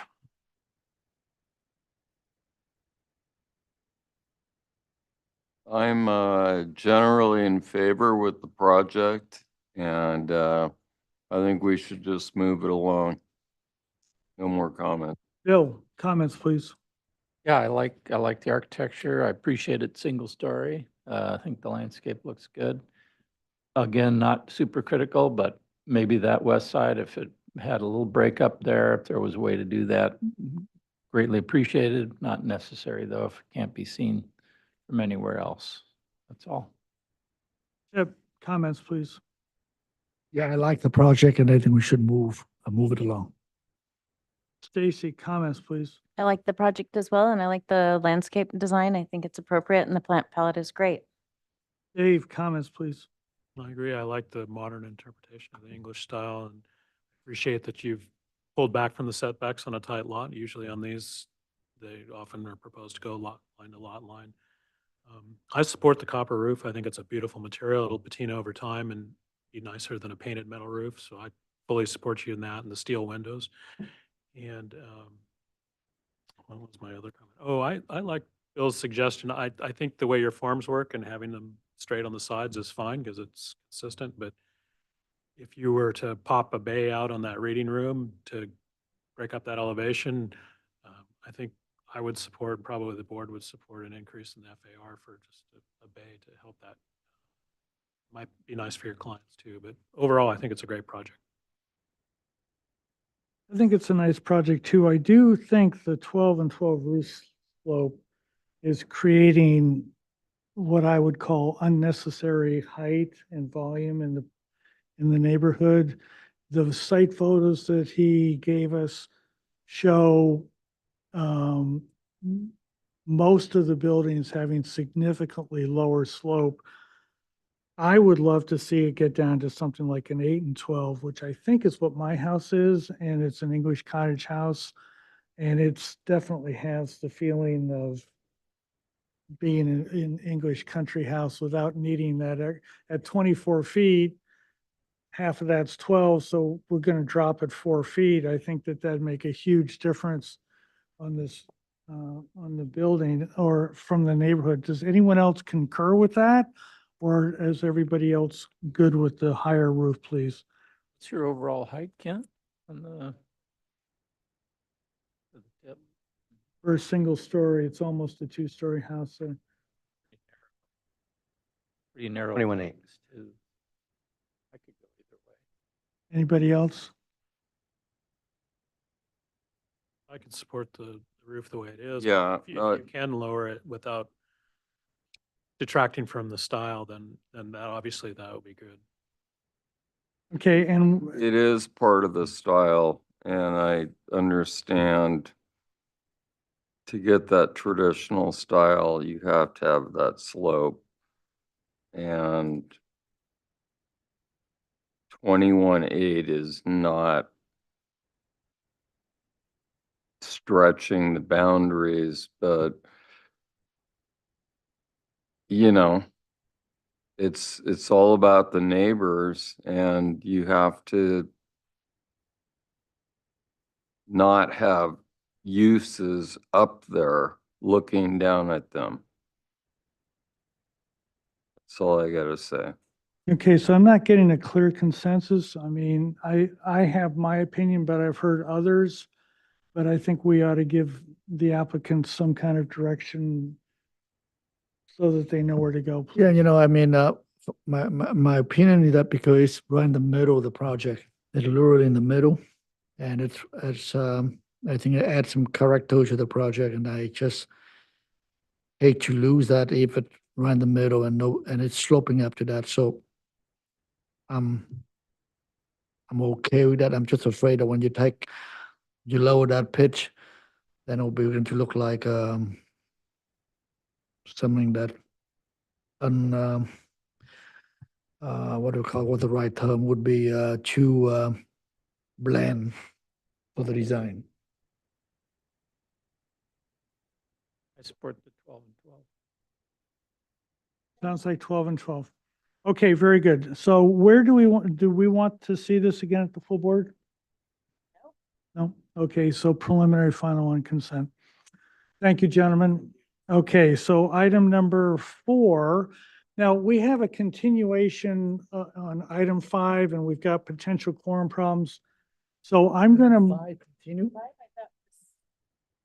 9. so I'm going to move item number 7 into item number 5's slot.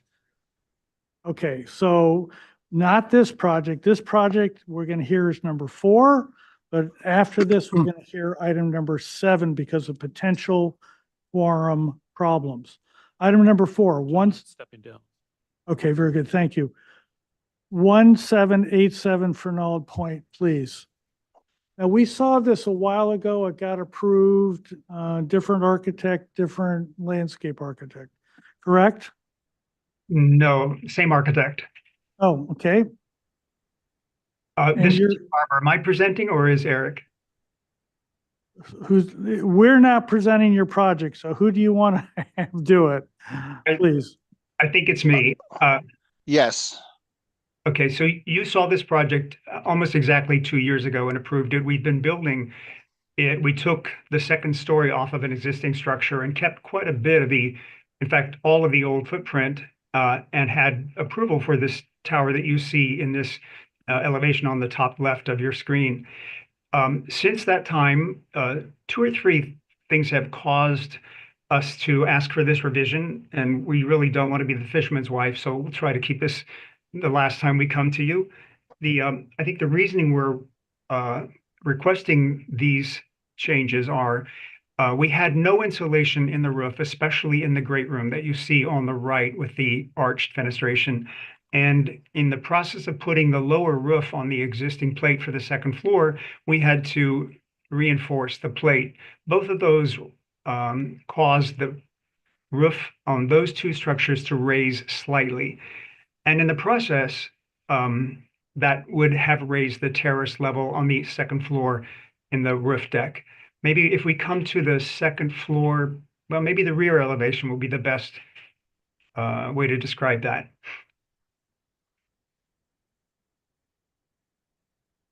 Okay, the top elevation is the rear, the side that faces the ocean.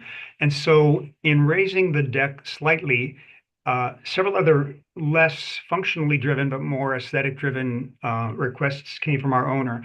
One was that we had an interior 2-story foyer, which was reminiscent of the one from the 2-story house that we have reduced. But we decided that it was kind of grandiose for this smaller house and would actually be better used if we enclosed it and added it to the sheltered roof pavilion that we had in the scheme that you had approved 2 years ago. So in the process of doing that, the slight raise in the lower roof caused us to want to raise the upper roof. And then in addition to the upper roof being raised, we wanted to add a shading device. After exploring several, what we came up with was a pergola that we can grow things on, but it would also have a polycarbonate section that prevents rain and pollution and all those things from dropping onto the terrace level. Other small changes that show up in this version, we've eliminated 3 fireplaces, one from the bedroom, one from the outside, and one from the kitchen. But we've still tried to keep the variety of the chimneys that you had requested last time. We've added a false chimney on the tower, which is where we've collected all of our plumbing vents and bathroom exhaust vents, just so that they didn't become shrapnel on the roof that faces the neighbor. In the process of doing our foundation work, we've requested a small expansion to the old California cellar. So there's some additional square footage at the basement level.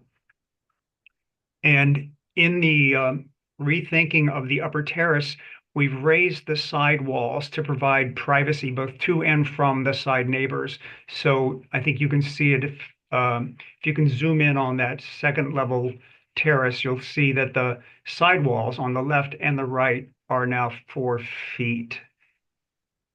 So they're slightly higher just for privacy. Other than that, I don't think we've made any other changes to this scheme. There are some changes in landscape, which I think I'm also presenting, but I can describe those either now or after questions on this. Let's do it now. Okay. One presentation, thank you. If we can go to the landscape plan in general, we've taken the existing approved pergola that was parallel to the face of the house and moved it 90 degrees, turned it to the counterclockwise, and now it's basically facing the neighbor, just to allow a better view of the house. We've rearranged the area to the east, the top of the driveway. So now it is a path for trash cans and condensers, sort of sandwiched in between the prop line wall and the wall that is adjacent to the driveway. There's now a rill and a water feature in the center courtyard that wasn't there before, and the hardscape plan has changed a bit. There is a little more hardscape on the ocean side, off of the kitchen and the great room that wasn't there before. And we've made no changes to the house lighting, same sconces, same wattage, same position, all of that. But there have been changes made to the landscape lighting. And I think we have a revised colored landscape lighting plan that was just sent in. Yes. So you can see the different colored squares next to the landscape lights to try to connect them both to the list on the left, and then you can see the visuals on the lower right. And those are the changes to landscape. So you're done now. I think that's all I have, but I'd love to hear your Okay. questions. Yeah, No. I can speak a little bit. Thank you very much, Tim. That was a terrific summary. These are relatively minor changes to what the board had previously approved. I think Tim covered everything pretty well. The reason why we're back in front of your board today is because the increase in height necessitated a new CDH. So I just wanted to make that point clear, but that's really kind of the only major change is the increase of about 2 feet in the height of the tower. Questions, Bill, please. Dave, could you zoom in to that drawing there, and the, looks like palm trees kind of where the cars are parked. It looks like, are you allowing for any, landscape between your little DG path or whatever that gravel path is and the neighbor property line? Do you have any, it looks like it's actually kind of pushed into part of it right there. Do you have enough area there for landscape? At the top of the page? Right, to the right and above the car, the third car to the right, I think right up in that corner. It try looks the like next it's page up. kind of shoved up in there. Hang on, Bill. I think one page up. Up, yeah, it'd be better, yeah. No, there's the other direction. Next sheet up. Like, go back. Oh, he's got a one of one. Turn the lighting. Oh. Okay. Oops, there we go. That one, yeah, in the same zone there, if you can zoom in. Oh, it's, Dave, where the yeah. cars- Yeah. It looks like there's not a lot of landscape there. And you got a connection, I guess, to the neighbor, or is that to the street anyway? To clarify, Lauren Booth is the owner, and she owns both properties. Okay. The one that is to the east, the top of the sheet, as it were, and the property that's being remodeled. Okay. And onto that, those existing palm trees are now in the gravel part of the walkway, and then the green area is hedge mostly. Okay. You mentioned a polycarbonate top on the trellis. Are you talking about like a corrugated plastic of some sort, or what exactly is, what do you mean by that material? It looks a lot like clear glass. Okay, so it'd be framed in and a, substantial material that. Yes, it gets quite a bit of wind load, so we've had it engineered to be attached firmly to the pergola. Have you detailed that already, or do you have details of that? Yes. Are they in here or not? Good question. Eric, can you scroll We're to? on for concept, Bill. Okay, this is concept. All right, I didn't know we were looking. I'll make sure you get to look at it. Good, thank you, John.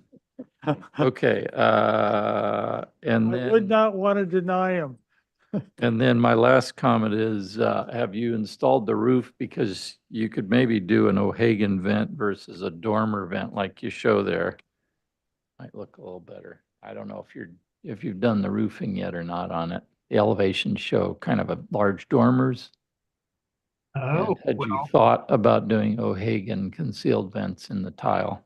we had, but actually, this is no longer current. We bundled all of those attic vents also so that they don't penetrate the roof. So we use the false chimney for some of it and the Oh. vent on the street side. Okay, so no dormer vents. Okay, that was all. Thank you. Stacy, questions, please. Yeah, can we look at the landscape plan where it describes, because I checked your stormwater, looking at the plan overall and the design, was it previously approved with this pattern on the driveway? I don't believe so. I've got the plan open here. Let me double check. And Are you referring to the crisscross pattern at the driveway entrance? yes, the Okay. crisscrosses that are a little Gotcha. wonky. I believe that was on the previously approved plan, Okay. but the planner might be able to clarify what was in the previous CDH. So the corollary question there is, has that been installed yet? Please. The driveway pattern? Yeah. Mhm. No, it has not. Okay, and then too, I read through your thing that requires you for stormwater to have permeable paving, but it's called out, I see, as Cherokee Creek cobble on a sand base. And I'm not seeing a detail describing how that's permeable, because typically that would be on top of a compacted road base of 6 inches, which is not permeable. Do you have a special detail in the set to make that permeable somehow? Eric, we do, but does Scout, I don't want to speak for her. Yeah, our landscape Mm. architect is Okay. not able to make this particular hearing, but we can certainly get that detail for you when we come back for Okay, I think hopefully, that'll be important later.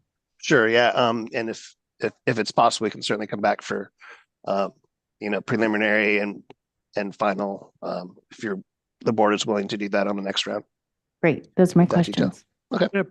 Tip, questions, please. No questions. Robert, questions? No questions. Can we see a Google Earth or Google Maps or some other satellite view of this, please? I didn't do that when I was reviewing this.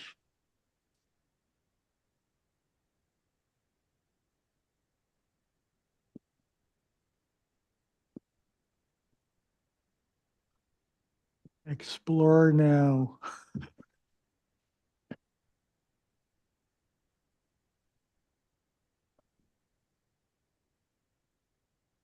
So does your client also own the property to the west or just to the east, please? Just to the east. Okay, very good. Thank you.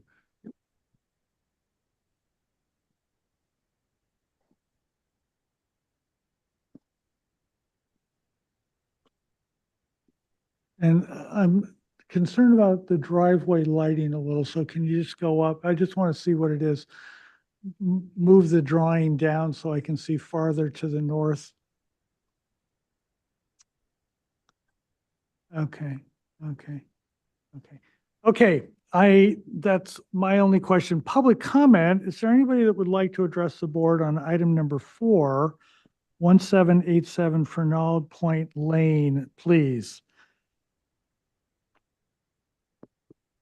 No requests. Okay, comments.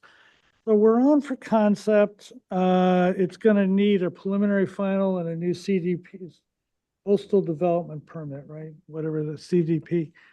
I've heard a couple of comments here. Let's see what happens. Bill, please.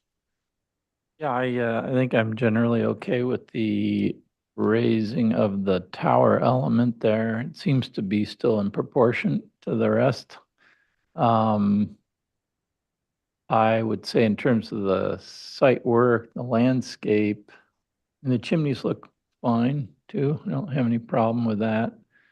The landscaping, I would just say allowing enough buffer green space there at the walkway that you added for the trash. Maybe it doesn't need to continue all the way. Maybe you can shortcut across the driveway with the trash and then pick up again back on the other side.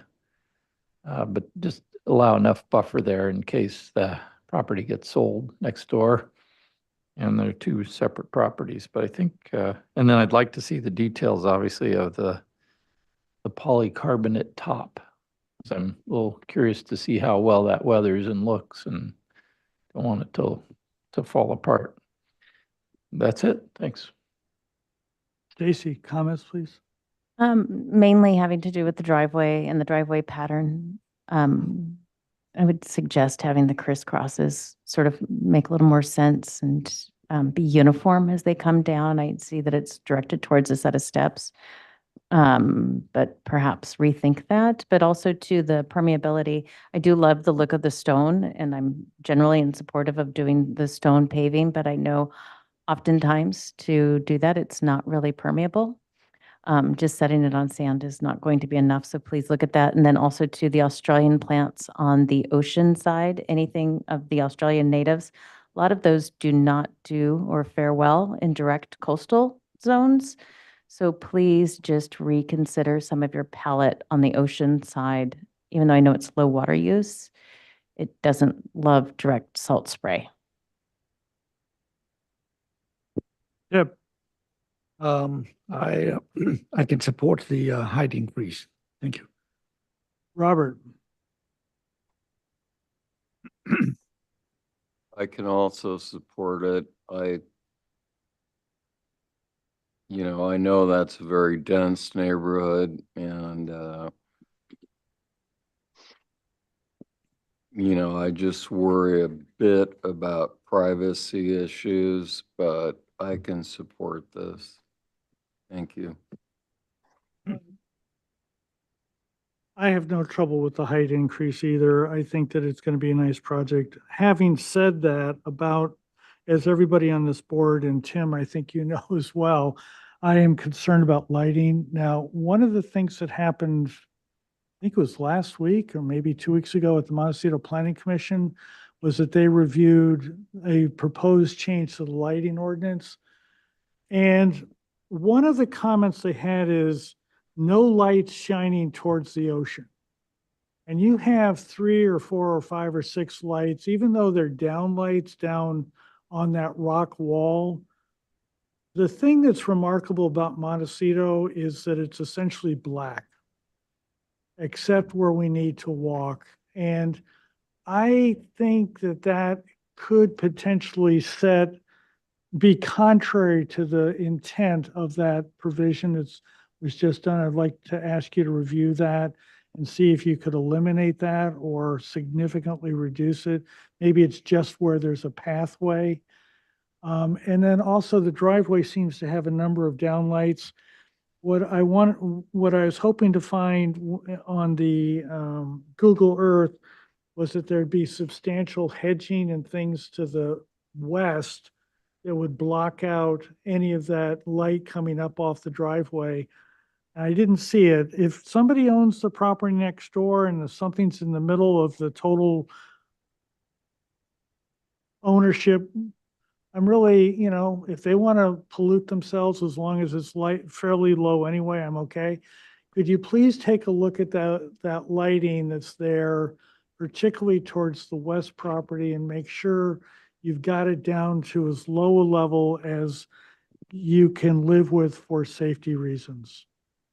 And besides that, what do you guys think? Preliminary final with myself, Bill, and Stacy doing the review on preliminary final? Is that what everyone's thinking? Fine. On consent? Sure. One other note, John, please. the light fixtures, it looks like they show there in the images, don't look like they're night sky compliant. So it looks like you can see bulbs in them. Just make sure that they're night sky compliant.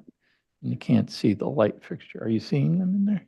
I agree with Bill. I'm looking at the 2 bottom ones that I don't know how those were approved because you can see there's glass on the top and that it would emit upward Yeah, and you can see on the sconce. Yeah, both of those sconces. Those photos are not the altered version that is approved. They have Okay. light and shielding on the tops of the fixtures. I think we now have either shop drawings or something we could submit just as, so you get to see those in their version as designed 2 years ago. But right now, those photos look like they came from the catalog. That'd be great if you can include those. Yeah, just have them with you. They're addressing glare, and glare is light that's coming from a bulb, something you can see.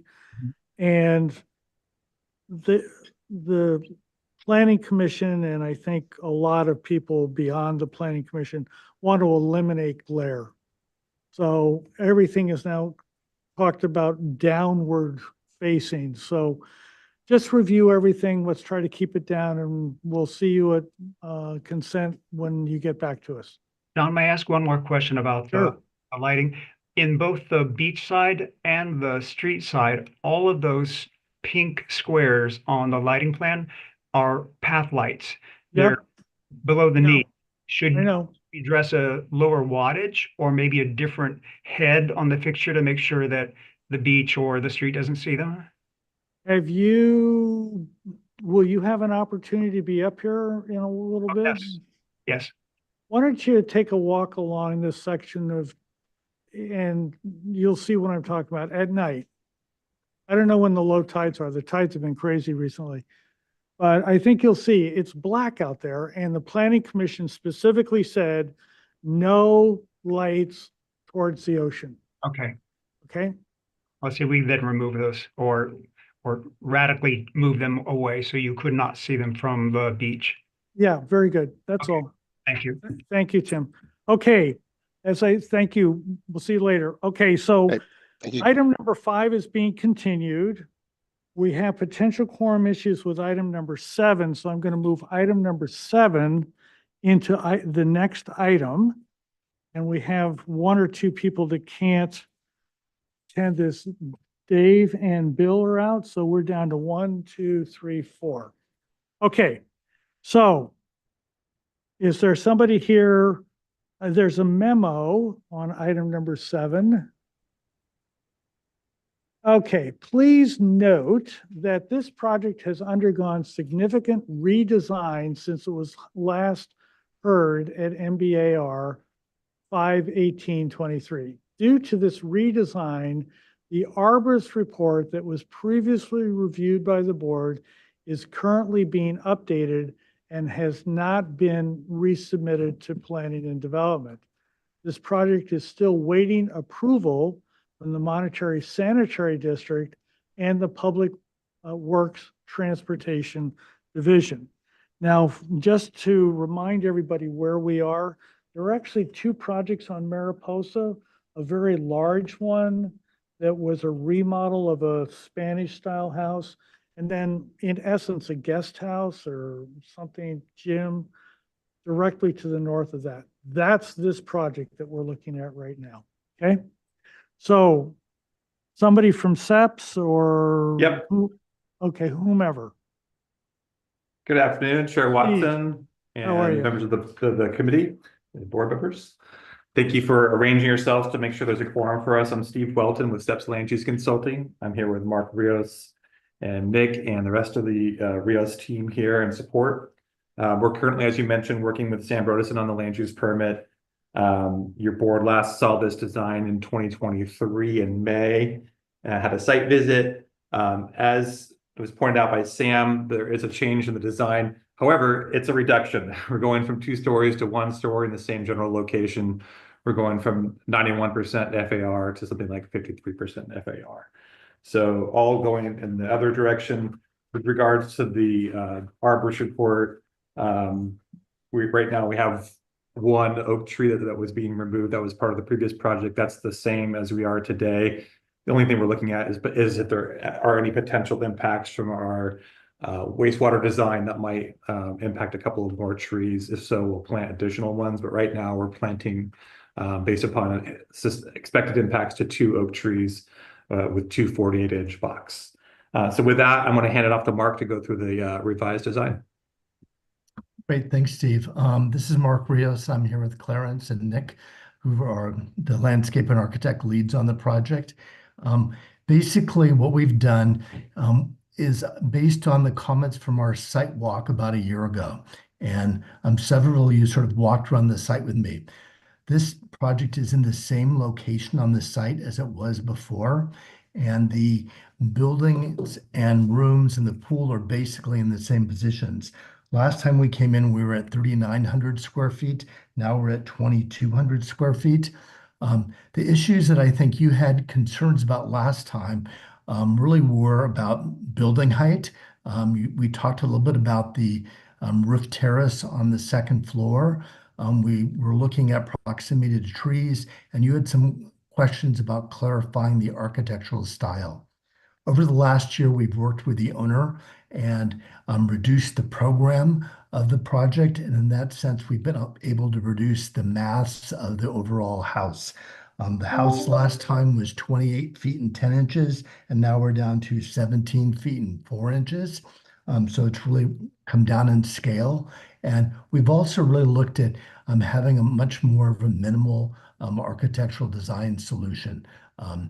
And I think you'll see in some of the details, particularly in windows, we're really trying to make, I'm going to call it a Mediterranean modern, a very clean, minimal look with walls that read as being very thick. And so that has a lot of influence on window details. The images right now are of the site. It's really a clearing in the middle of a grove of oak trees. It really has no views from the street to the building site. Next image. These are just some inspirational images, looking at the forms and sort of the scale of the house. I do want to note that we're not suggesting a house that's this white. We are less than the 84% paint color. I think we're 82. It's the same color as the house you approved on the other sites. We're really conscious of that light register. Next image. Our material palette. This hasn't changed much from our prior submittal. We're looking at Santa Barbara stone and Cherokee for a base, sort of a plinth for the house. The exterior materials are plaster with basically steel windows and gravel. Next image, please. This is the site plan, which you've seen. The building is really in the same place.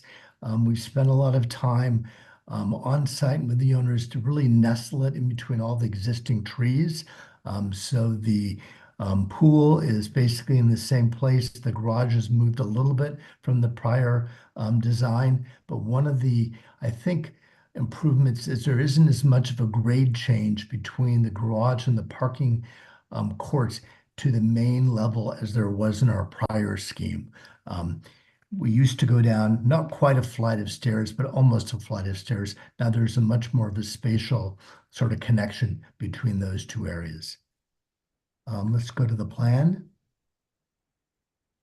The plan is basically a guest house, and I'm going to call it a wellness pavilion, which is a gym and a spa. This constitutes all the requirements for a single family residence with a living room and kitchen, bedrooms and bathroom, and then this sort of gym and wellness component. And they all sort of look out to the pool and some ocean views through the oak trees. Next image. Roof plan, we are keeping the roof terrace that we had before. It's a little bit of a smaller scale. It used to be almost the whole front part of the roof. We pulled it back from the edges, and we've made the stairs be incorporated in between the walls. So you basically slip through the walls to get up to this roof terrace. Next image. Just some other details, the garage. Let's go to the next image. I think the most telling things, so these are comparison elevations between the scheme from last year and the scheme from this year. You can see that we're looking at a single story now as opposed to 2 stories. I think that you can look at the roof terrace, and the prior roof terrace really came out to the edge of the building profile. Now we've pulled it back in so that I think it has a more discrete reading on the overall mass. And we've also really, I would say, condensed the windows. Instead of having so many punctures in the forms, we've really sort of simplified it. I think the main goal here is to do something that's very calm and very quiet and just feels like all the shadows from the trees are sort of what give its identity. Next image. This is looking as if we were standing in the pool or looking from the pool at that front elevation. The revised scheme has much less glass than the prior one did, and the original scheme really felt like a glass pavilion. The new scheme basically has a big covered outdoor porch right in the middle. And on the right side of this lower drawing is where the guest living component is, and on the left side is where the sort of spa and gym are. Next image. And the last is sort of the other side of the house. Again, you can see pretty simply the mass has come down since it's only one story. Also, I want just to note that the mass of the garage, the scale of the garage has also been reduced. And you can see some of the overhangs of the design now, which I think will give some beautiful shadow patterns on the walls. Next. And just the final elevation from the motor court. Next. And these are just 3 perspective views. The one on the lower right corner is if you're entering from the street into the motor court. We've sort of pulled the buildings back so that that actual view is to the landscape and trees as opposed to the architecture. The upper larger image is if you're walking from the main house to this building and coming up to that covered porch by the pool, and the lower left-hand image is basically the same procession, just sort of farther back down. So you can just see basically the scale has come down. It's also sort of important, I think, in these images to look at the large oak tree, which you can see on the left-hand side in its relationship to the pool. We've really given a lot of attention to its drip line and the scale of sort of the infinity edge retaining walls, so on and so forth, so that we don't impact that tree, and we try to break down the scale of that front and that edge. Maybe could you bring up the landscape presentation? Nick, do you want to add anything to the notes or calculations I've said? No, I think that was perfect. Thanks, Mark. And we're at 51% FAR, just to be specific. So are you done then, please? I think we're gonna hit the landscaping, right? Nick? Or Clarence, do you want to do that landscape? Yes, I can jump in here. So as Steve mentioned at the beginning, there's one oak that was removed or will be removed on the site, and then another oak that is impacted. You will see in our planting plan that we are accounting for those oaks with two new oaks that are a minimum 48-inch box. On the next slide here, this is speaking a little bit about the materials, the landscape in general, and specifically the materials, since we're on this page, are to reflect sort of the natural character and some of the character of the gardens that are currently on the site. So bringing in some of the same tones of the Santa Barbara stone, both in a crushed aggregate for the paths, and then also in a sort of a stone chunk for each of the steps. The pool, where Mark has already kind of described it. We're looking at the pool as a dark tile on the inside, but again, everything at the top is that light Santa Barbara stone. And next. For the planting of the site, we dropped in a couple of images just to kind of give a little bit of a reminder of what the existing gardens look like. We wanted to find a way to respect and bring in some of that, the same quality of the garden spaces, and then also some of the same quality of the palette. So bringing a mixture of a Mediterranean palette with some things that are native to the coastal Southern California. And next, we can actually look at the plan a little bit.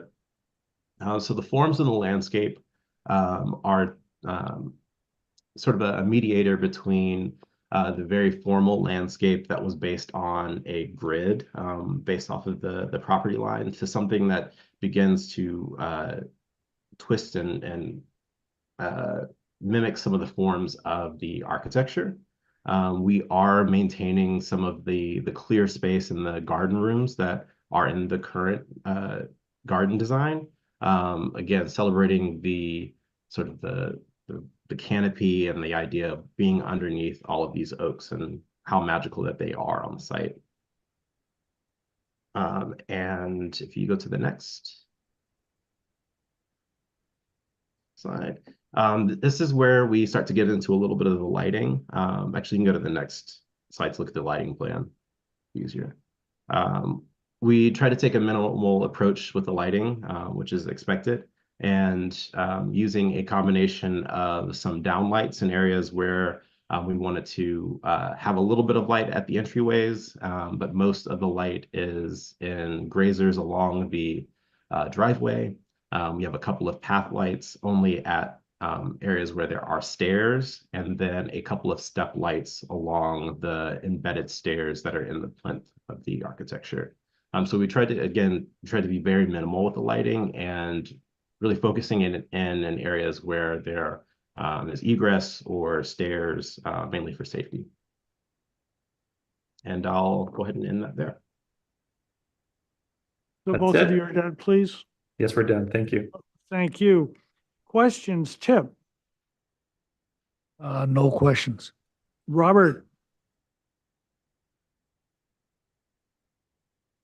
Questions? Is there any way to reduce the amount of fill? It seems like almost 1,300 yards is a lot for one acre lot. Nick might want to address that, but we are up against it with a little bit with flood control on the high hazard area, flood area, meeting minimum standards for finished floor.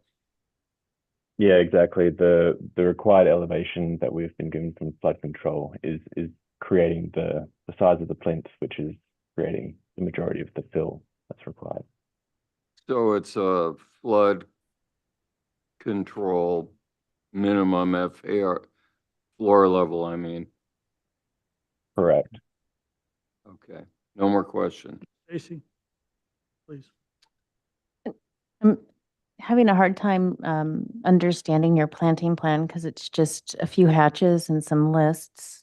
I get that, but it's very vague to understand exactly how this garden and this landscape is going to look. I do see it looks like a double row of toyon for screening along the road on arrival. Is that correct? Correct, yes. Okay. And then a number of natives just off of a list in front of that. And then just some other hatched out areas with some lists, but no general real layouts or kind of description towards the structure Right of now, the landscape. Sorry, yes. So right now we are still looking at what the layout would be, but we want to kind of maintain the character of the existing site, which is these plantings and drifts.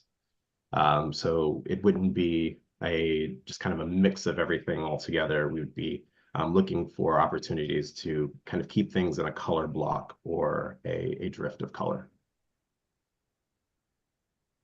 And I've noticed there's no grasses really on this list. Is that correct? Correct. Meadows, no grasses at all just shrubbery? It's mainly shrubs, yes. Okay. I think everything that was in the hatch is meant to be really natural in form. And so we only showed the ones that were sort of architectural or linear. And so all the rest of the landscape was intended to be super soft.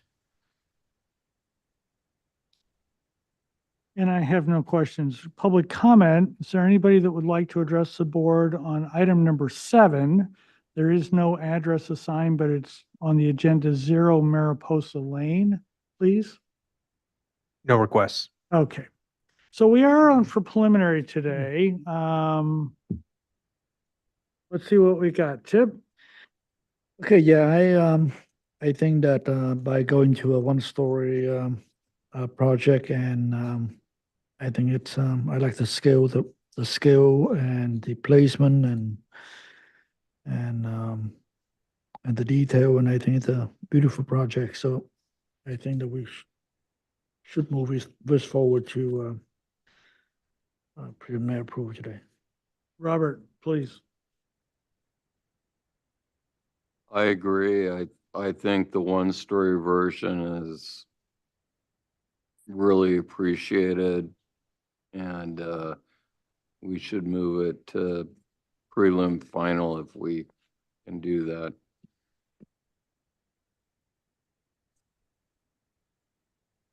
Stacy, comments, please.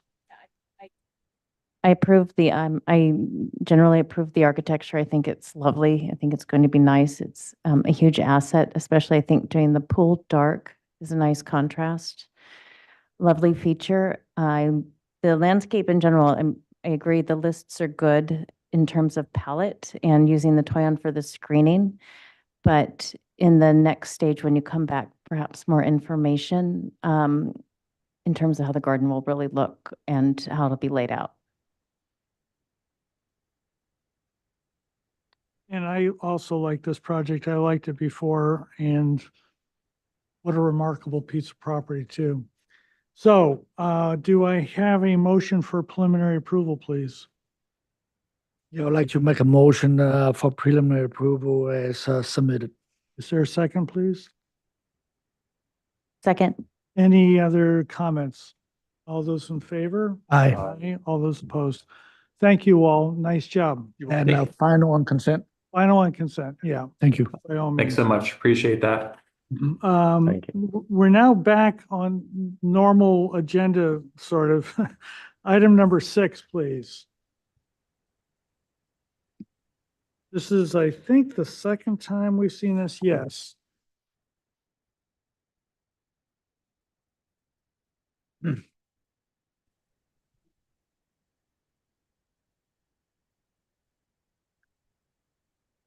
We are on item 6. You guys are back.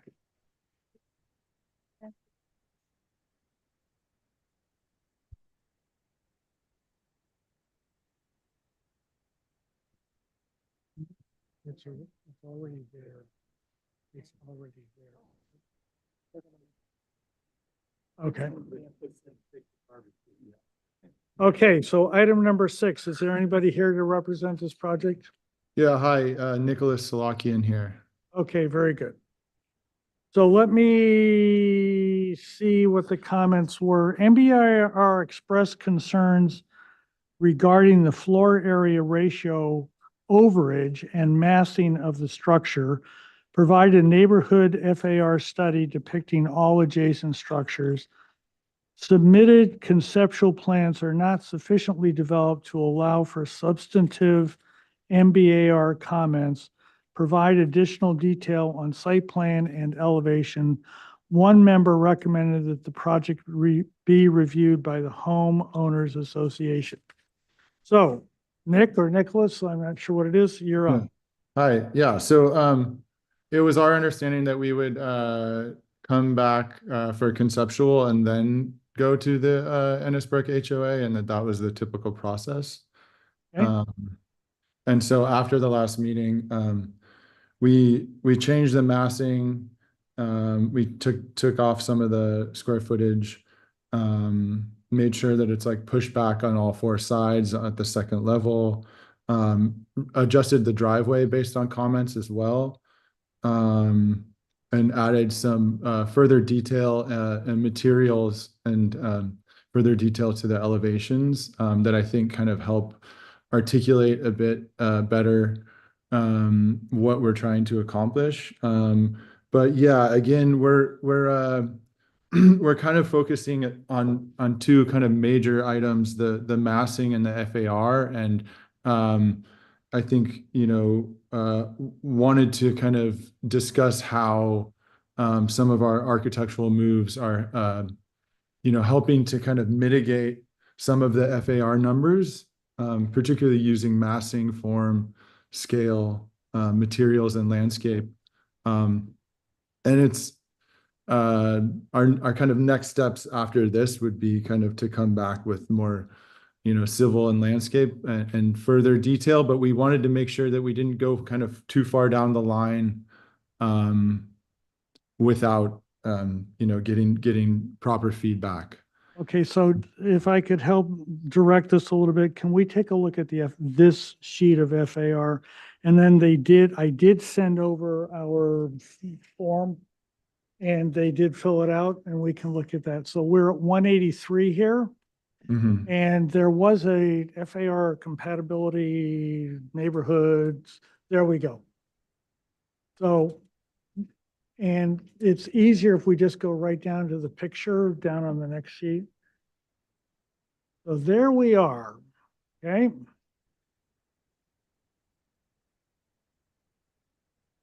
I didn't see, John, in there, the taller blue line there. I would have meant that the FR was larger on one of those numbers. I didn't. Well, see that. actually, almost three of them. So let's go back up and I didn't see that many that were over 183. I see a 182 and a 176.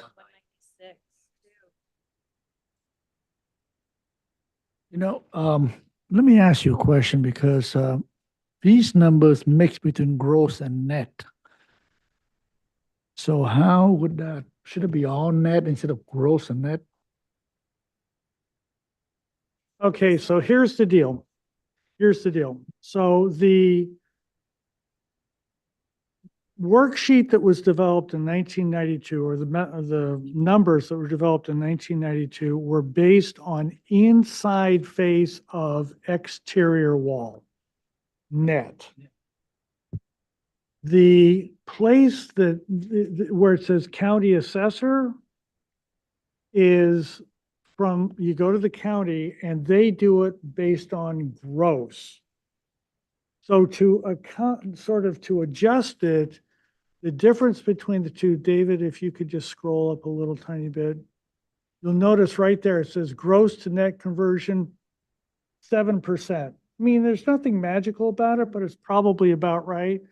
And so what it does is it says, if you go to the assessor, you're getting a large number and Like 93%. we need 93%. So those numbers still gross, not net.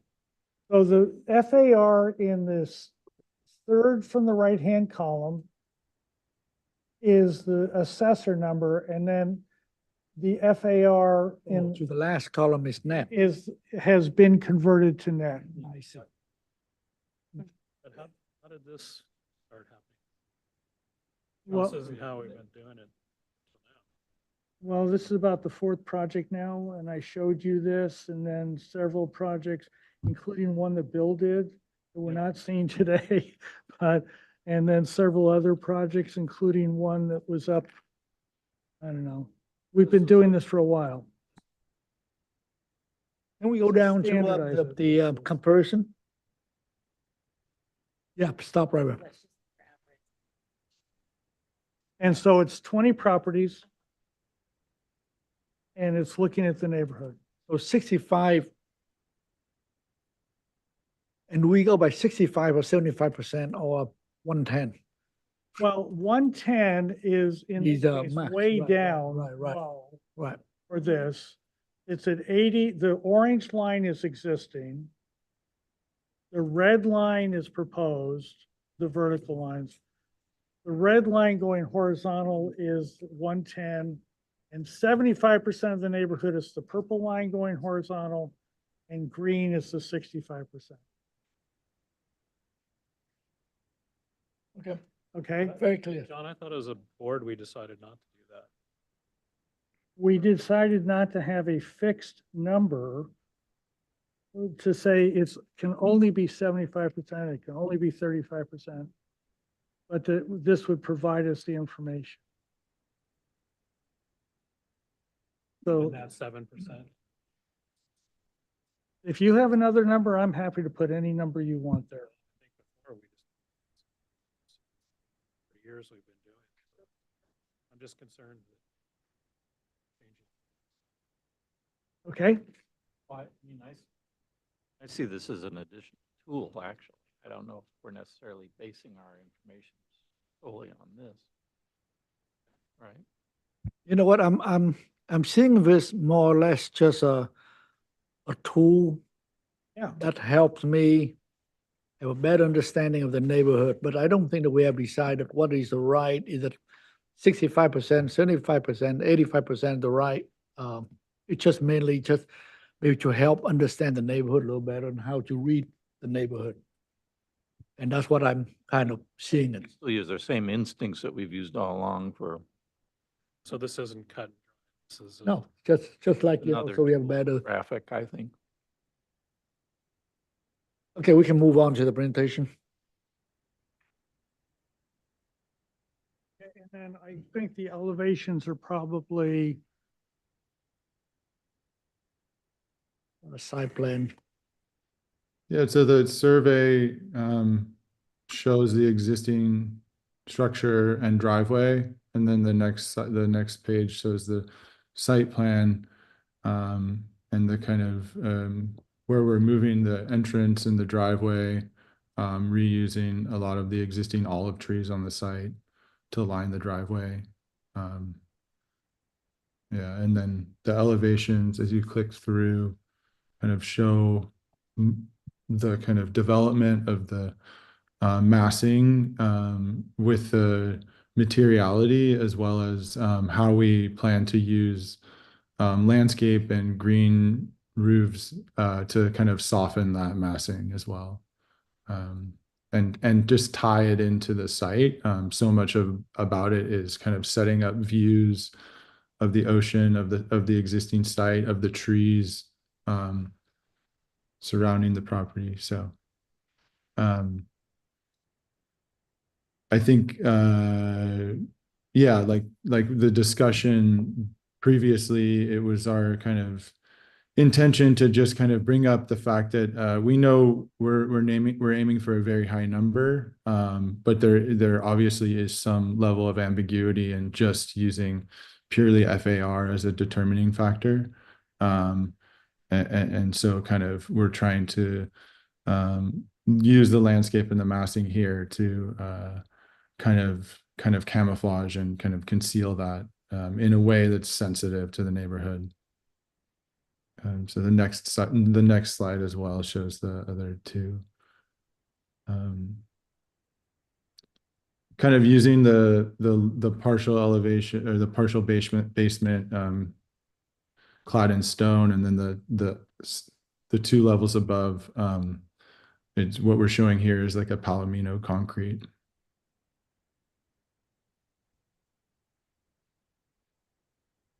is that it, Nicholas? Yep. Okay. So, and just before we get started with everybody else, the existing building is 1 story? It's 1 story, also with a partial basement.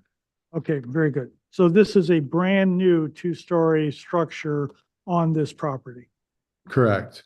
Okay, excellent. Okay, very good. Questions? We are on for concept. Questions, Dave? at this point. Okay, are you on? Okay, Bill? Your elevation here is perfect image. You show a tree on the roof there, and the structure between, I think that's a window, and the rooftop. How deep is that? Do you have enough depth there for a tree to plant? So currently in the sections, we're saving 18 inches. That is something I've talked to with our structural engineer, but that's very much like a diagrammatic kind of ambition, but that is hopefully the goal there. So you have the top of the window, and that flushes with the ceiling, and then you have 12 inches of structure or something. Maybe it's 8 if it's concrete, and then you have some kind of a parapet maybe to contain the soil for that. Yeah. So yeah. So that space between the glass and the parapet is 18. So you really have about 6 inches of material for soil, or 10 or maybe 12 at best for a tree. For tree. Okay.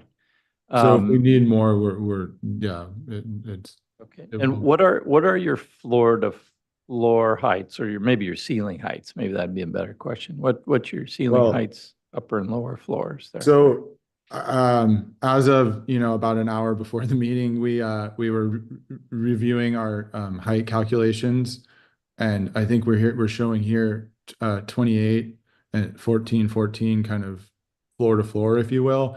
We're gonna bring that down to 25. So effectively kind of floor to floor will be 12'6". Mhm. Okay, floor to floor, 12.6. Right. Uh, Yeah. And then have you done a cut and fill calculation? Do you have that yet in the terms of the grading quantities? Do you have anything there calculated yet? So yeah, just, it's our expectation, that would be required. We wanted to bring this to you guys early just because, of course, we have a very high, number and ambition there, but we didn't want to get ahead of ourselves, to kind of do that and then have to go back and redo it. And you're anticipating digging the basement into the hill there, It's already dug out. Oh, there's So existing. if you go to the basement plan, so that's part of the reason we're reusing the existing footprint, further up.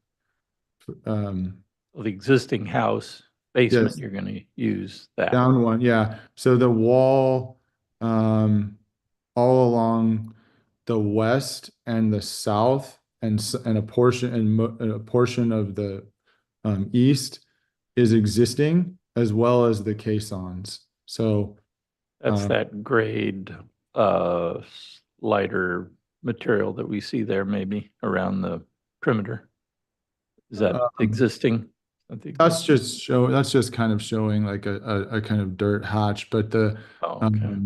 the entirety of the wall on the east side is existing, as well as the south, as well as the two rooms, the mechanical, and I can't read just just below that.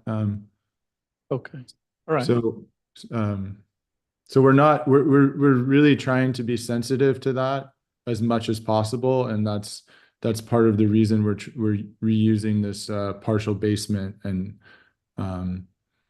trying to not have to, redig as much as we can, to limit that. Okay, great. Thank you. That's all. Robert, questions, please. I'm trying to figure out why the FAR is so high. Is the basement included in that number or what? We could go back to the sheet. It is. Each one. Each one. Yeah, and let's zoom in on that, see how he's calculating it up.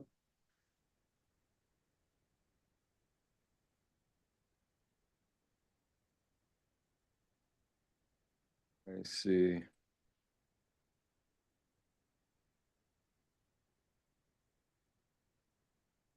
No more questions. Tip, please. So I believe that the height for this area is at 35 feet. Well, I think I actually wrote the planner about it because I thought incorrectly that part of this was in the coastal zone when I went out to look at something. 100% of it is outside the coastal zone, but apparently there's a homeowner association requirement of a maximum of 25 feet. Okay, so this is in Innisbrook for 25 feet max. But I don't know where they Well, measure it from. yeah, so usually, I mean, we all know that probably measure from the existing rate, not the finished rate. I had project in Innisbrook. I don't know. Yeah, so that's one big, can you go back to the elevation? The next one. Right. So, Nick, so if I look at the east elevation, the existing grade, is that right at the partially line of the basement? So yeah, that's an existing grade cut at the elevation plane. Just to elaborate on that, we were looking at that just before the meeting, and it's our understanding that it would be from existing grade, the height max would be 25 feet. When you have a partial basement like this, it would be 35 feet on that side, but from existing grade. Okay, so, yeah, I think you need to check into that again because, the calculation from the existing rate. So based on this elevation and you said the plate height is 14 and 14 now, you might reduce it down to 12.5 to 12.5. Mhm. Right, so that get to be 25 feet plus another 5, 6 feet, for the partially exposed basement on certain elevation. So that could get it up to about 31 feet on certain elevation. Mhm. Okay, I'm trying to confirm your numbers. And do you have any, obviously you don't have any preliminary grading plan, anything like that yet? No, it's our expectation to bring the landscape and grading when we come back, when we return. And you don't have any inspirational images for what the vision for the house? Not in the presentation. Okay, that's all the questions I have. Basic, please, questions? I have no questions. I don't think I have any questions either. Public comment, item number, for item number 6, 306 Meadowbrook Drive. Is there anybody that'd like to comment, please? No requests. Okay, so we have a brand-new 2-story structure on an existing lot. We're not sure about how the heights are calculated based on the plans. Would be a very large FAR approval. I don't know if the neighborhood supports it or not. What are your comments? Where should we go next? I mean, okay, so Dave. I think our third comment from the last review was submitted plans are not sufficiently developed to allow substantive comments, and I think we're still at that point. I do appreciate that you've addressed the FAR, and I think you've shown there's some precedent in the neighborhood for that.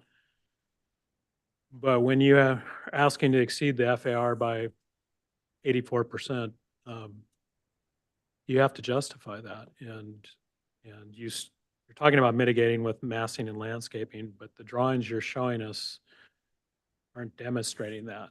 And I know you're trying to get input before you take it too far, but I think for you to present something to us that we can support that's exceeding the FAR by 84%, you have to take the project further and demonstrate to us that it's appropriate. And these drawings aren't doing that in any way, shape, or form. So I can't give you any comments till we have something more informative to look at. And then obviously we need to go to the site and look at story pools once you have something that appears that it'll work. But again, at least personally, I can't support the project based on these plans. And we need more design, more detail, more information. And it also sounds like you need to get the heights correct. You're talking about lowering the structure 3 feet now. All these things are critical to a project like this where you're asking for a lot. So for better or for worse, you need to do more work before we can, at least I can evaluate it. Okay, Bill, comments? Yeah, I would agree with Dave. It's a high FAR. I'm a little hesitant to certainly approve something, even though you do have a couple others in that neighborhood. I don't know if there was a map included in there to show where those are, but that would probably be good if it wasn't. Yeah, and the height, I think you're gonna at least need to develop it, and maybe you can do it in a model form, 3D model, if it's not too big of a deal to do. But just the way your structure is anticipated there with the green roof, you're gonna need enough room for planting. Certainly, a tree is gonna require a lot more than just shrubs and ground cover would. And, and what is that structure and how thick is the ceiling and where does the glass sit? And, I don't think what we're seeing is really accurate to what you can do. So I think we need a little more information, on top of which I see this as a good part of these elevations appear to be more like 3-story, not 2-story. So you're gonna have to kind of suss out how tall you can really go in Burnham Wood. And last but not least, the massing. I appreciate the cantilevers, but I think some of these are feeling quite heavy. And so, again, maybe the 3D model will help with that. If you can produce that, it would probably be better and easier. But I think my gut is that, a little smaller in terms of square footage might be a little better. And a little lower and then working out the details for how to get that structure to really work. So more information, as Dave has put it, I think we need before we can get too much further down the road. So that's it. Thank you. Robert, comments, please. I would concur. Place this over an accurate topo and then take your heights off that. I'm not wild about the design, but that's a subjective thing. But I know it's the new in vogue thing. So, like I say, it's subjective, but yeah, we got to get the height figured out, and the FAR just seems way over the top. And that's it for me. Yep, comments, please. Yeah, I definitely concur with all the comments, and I just want to share a couple of things, and hopefully that will move this process along. First of all, let me ask you, how many conceptual can we have on the project? The 3 times? No, 15. No, with the limit on the planner. No, not 15 times. I don't know. Hey, Kimberly. Yes, Please. there is no real written down procedural limitation on the number of times a project can receive conceptual review. That is entirely up to your board. So I think when this has come up during joint chairs in prior years, what Ms. Black would say is if you're not making any progress, you should agendize it for preliminary and deny the project. Okay. And I realize that She's no longer with us. I mean, that's the last time it was discussed, yeah. Right. And I realize that you try not to doing too much work because you don't want to go too far until, unless you have a direction from us. But a couple of things you might want to consider. Number one is that definitely, we can approve any FARs. Doesn't have to be, 1, 2, whatever, but at least from the perspective of the board, I don't think that we ever approve anything that high in this kind of neighborhood. We did perhaps in the neighborhood by the beach where it's much denser. So that's right away is really a red flag. If you want to have some preconceived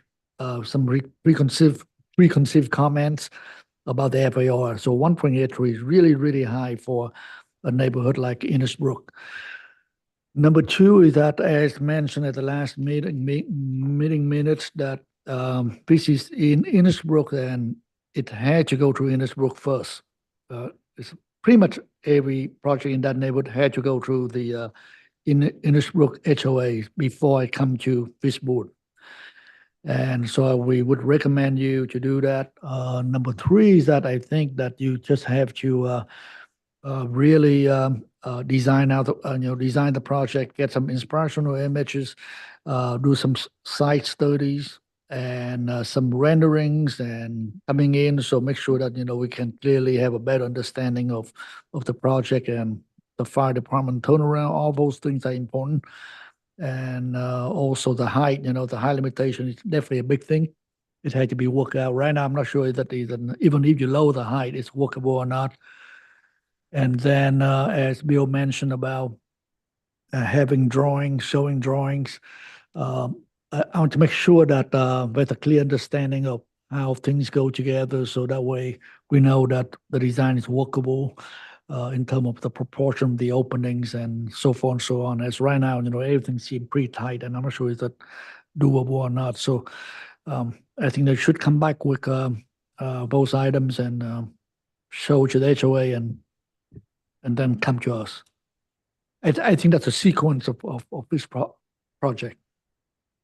Thank you very much, Tip. Stacy, your time. I agree with everything else that members of the board have expressed already, and definitely encourage site studies because we're going to look very carefully at what the neighbors see. So taking that into consideration, especially with it almost being 3 stories high. I will not approve. I add one last Yes, comment. please. Neighborhood compatibility. Yep. To Okay. me, this is kind of a problem with this project.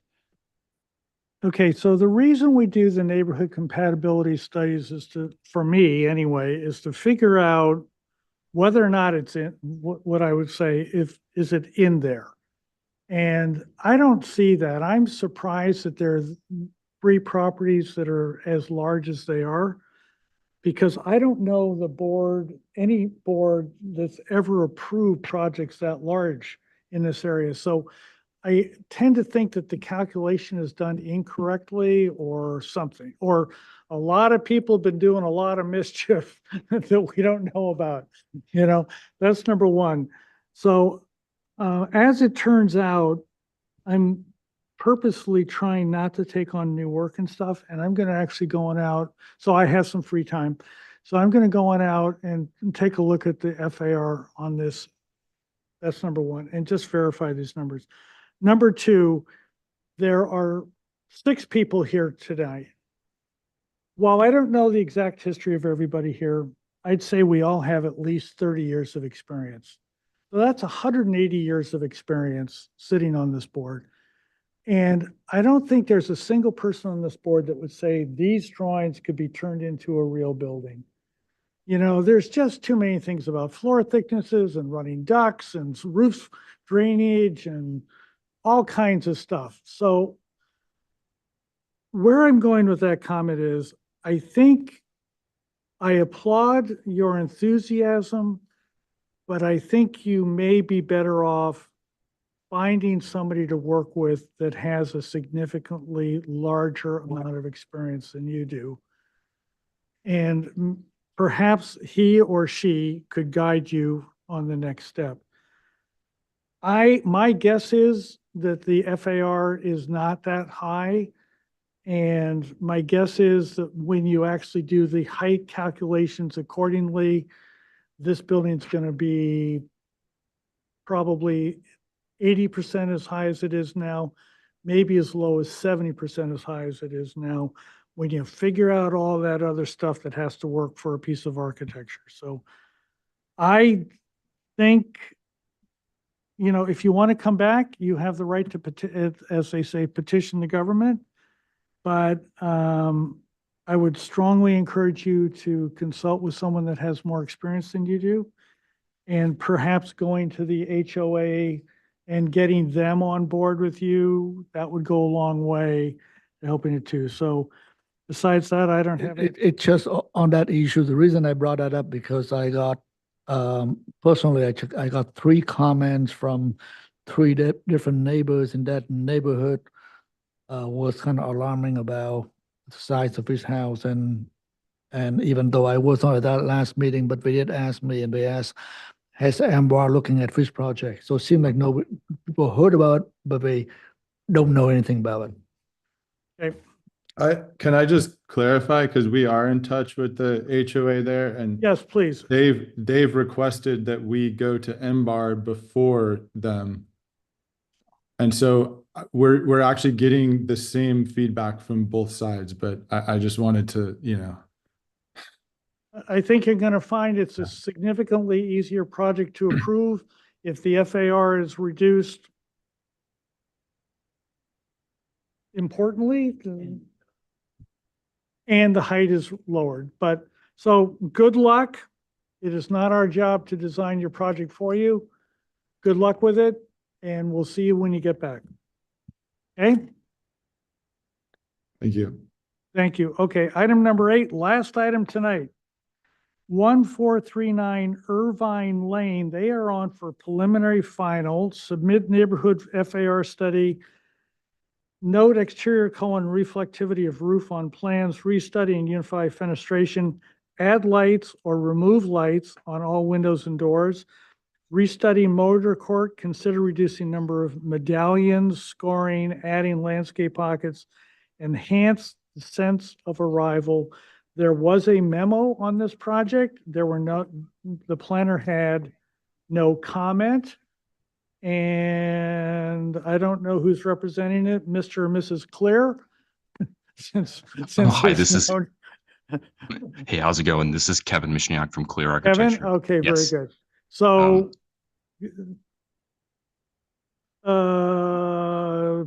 please, the ball is in your court, please. Sounds good. So good afternoon. Thank you to the committee for your time today. My name is Kevin Mishniak from Clear Architecture. I'm a project manager on 1439 Irvine Lane. I'll start just with a brief recap from last time and then jump into our focus points for today. The original home was built in 1999 by Don Nolte as a single-family 2-story dwelling. It has had multiple adjustments to the existing layout since that time, prior to the current owner assuming ownership of the property. The goal of the project is to bring the current home up to modern standards. We are achieving this primarily in 2 main ways. First, by optimizing the interior layout to reflect the owner's desires for a more functional overall space. And second, through replacing the existing windows and doors with updated steel versions throughout the home. We're also painting the existing exterior stucco with an off-white gray tone color, specifically snowbound SW700. We worked with our planner to confirm an LRV value for that of 83.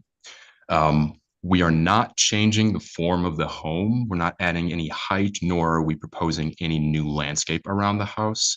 We do feel the current landscaping is sufficient and creates a nice procession into the space itself.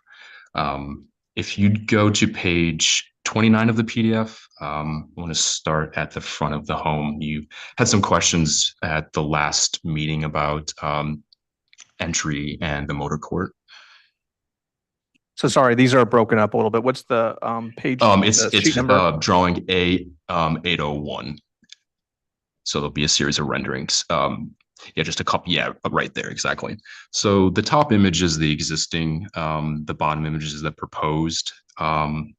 So our prior meeting, we discussed studying alternate options at the motor court for patterning of the hardscape. The team has decided to leave these existing stamped concrete pavers as is and to instead invest that portion into the interior of the home. So there will be no change to the hardscaping here. But with that said, we are proposing adding greenery vines around the garage doors to soften the edges as you approach the garage, matching the style of the existing landscaping on site. If you'd go one more, yeah, exactly. Thank you. So moving on into the house itself, as mentioned, we are not changing the form of the structure. We are adjusting the exterior wall, the living space on the main level to capture additional area previously from the loggia into the interior. And this is all within the footprint of the roof of the existing residence. We're also extending the deck outward to provide kind of a more comfortable, welcoming space as you walk outside from these doors. And a clarification to the agenda. and to the FAR from the prior submission. So for this design change of capturing additional interior area, this is 256 net square feet of area. So we clarified and updated the Montecito floor area calculator to correctly reflect net square footage instead of gross. In doing so, our percent recommended maximum house net floor area went from 126%, which was gross, to 108%, which reflects net per MBAR's definitions. So we just wanted to make that clarification because there had been a FAR study provided to us. On page 1 of this presentation, we included the Montecito floor area calculator. And on page 2, if the committee has any questions, we have area diagrams to show how those numbers were produced. Oh, are you done So- with your presentation then, please? One more item, if we can go back to the PDF, and this would be page, I believe, 31. So just one more from here. So sort of staying in this junction of the home, the committee also had questions regarding our glazing at the southern exposure. The southern exposure here, as you see, this is kind of the dominant view. This is the real, a meat of the project, where you have the living room on the main floor and then the main bedroom on the second floor. So the committee had some questions about adding in a divided light design for more consistency around the building. So we have updated our renderings to show additional horizontals to make it more of a cohesive design. And in terms of updates, that concludes my comments. I'm happy to take any other questions you have on the items discussed. Thank you very much, Kevin. Stacy, questions, please. Yeah, is there a landscape plan for this? There's no change to the existing landscape. Okay, that's what I thought it said before. All right, I remember this. Thank you. Robert, questions, please. Robert? The new giant wall of glass, how thick is that wall? How thick is the glass wall? The walls that contain the glass. They're about 6 inches. So essentially, as you see what we're doing here, we're just, so we're not changing the existing footprint of the home. We're just capturing more area at the existing datum of, kind of where you see those arched openings. Have you thought about a bigger reveal to help that look? We all know that what we're trying to do is emulate what would be a masonry building from Europe, and it just seems kind of thin. And I'll comment later. No more questions. Okay, Bill, questions, please. Were there some detail sheets that I missed that show window and door at gem and sill? Anything Yeah, like we have a that? schedule. If you go a few pages back, I believe it's Not- 4. not just Not a schedule, schedule. but I'm talking about the the details, drawing. of how you detail all that, kind of like what Robert's talking about. cut- We Got a we detail through that. Yeah, we have some details kind of spread throughout the set, and we're working on adding additional ones. Okay, all right, that was all. Bill, excuse me, Dave. No questions. Tip, No questions. Dave, I've already asked, and so I have no the FAR is 108, right? Yes. Okay, very good. And so public comment, we are on for both preliminary and final, just to remind everybody, public comment. Is there anybody here who would like to address the board on item number 8, 1439 Irvine Lane, please? No requests. Okay. So on for preliminary and final, back through the same order. Stacy, comments, please? I mean, in general, I support it, but in listening to wanting more information about the depth of the windows, it does seem a little flat switching to the steel, but generally, I like where the design is going and the update to it. And I think it's better to avoid doing the driveway, I agree, without the pattern that you had before.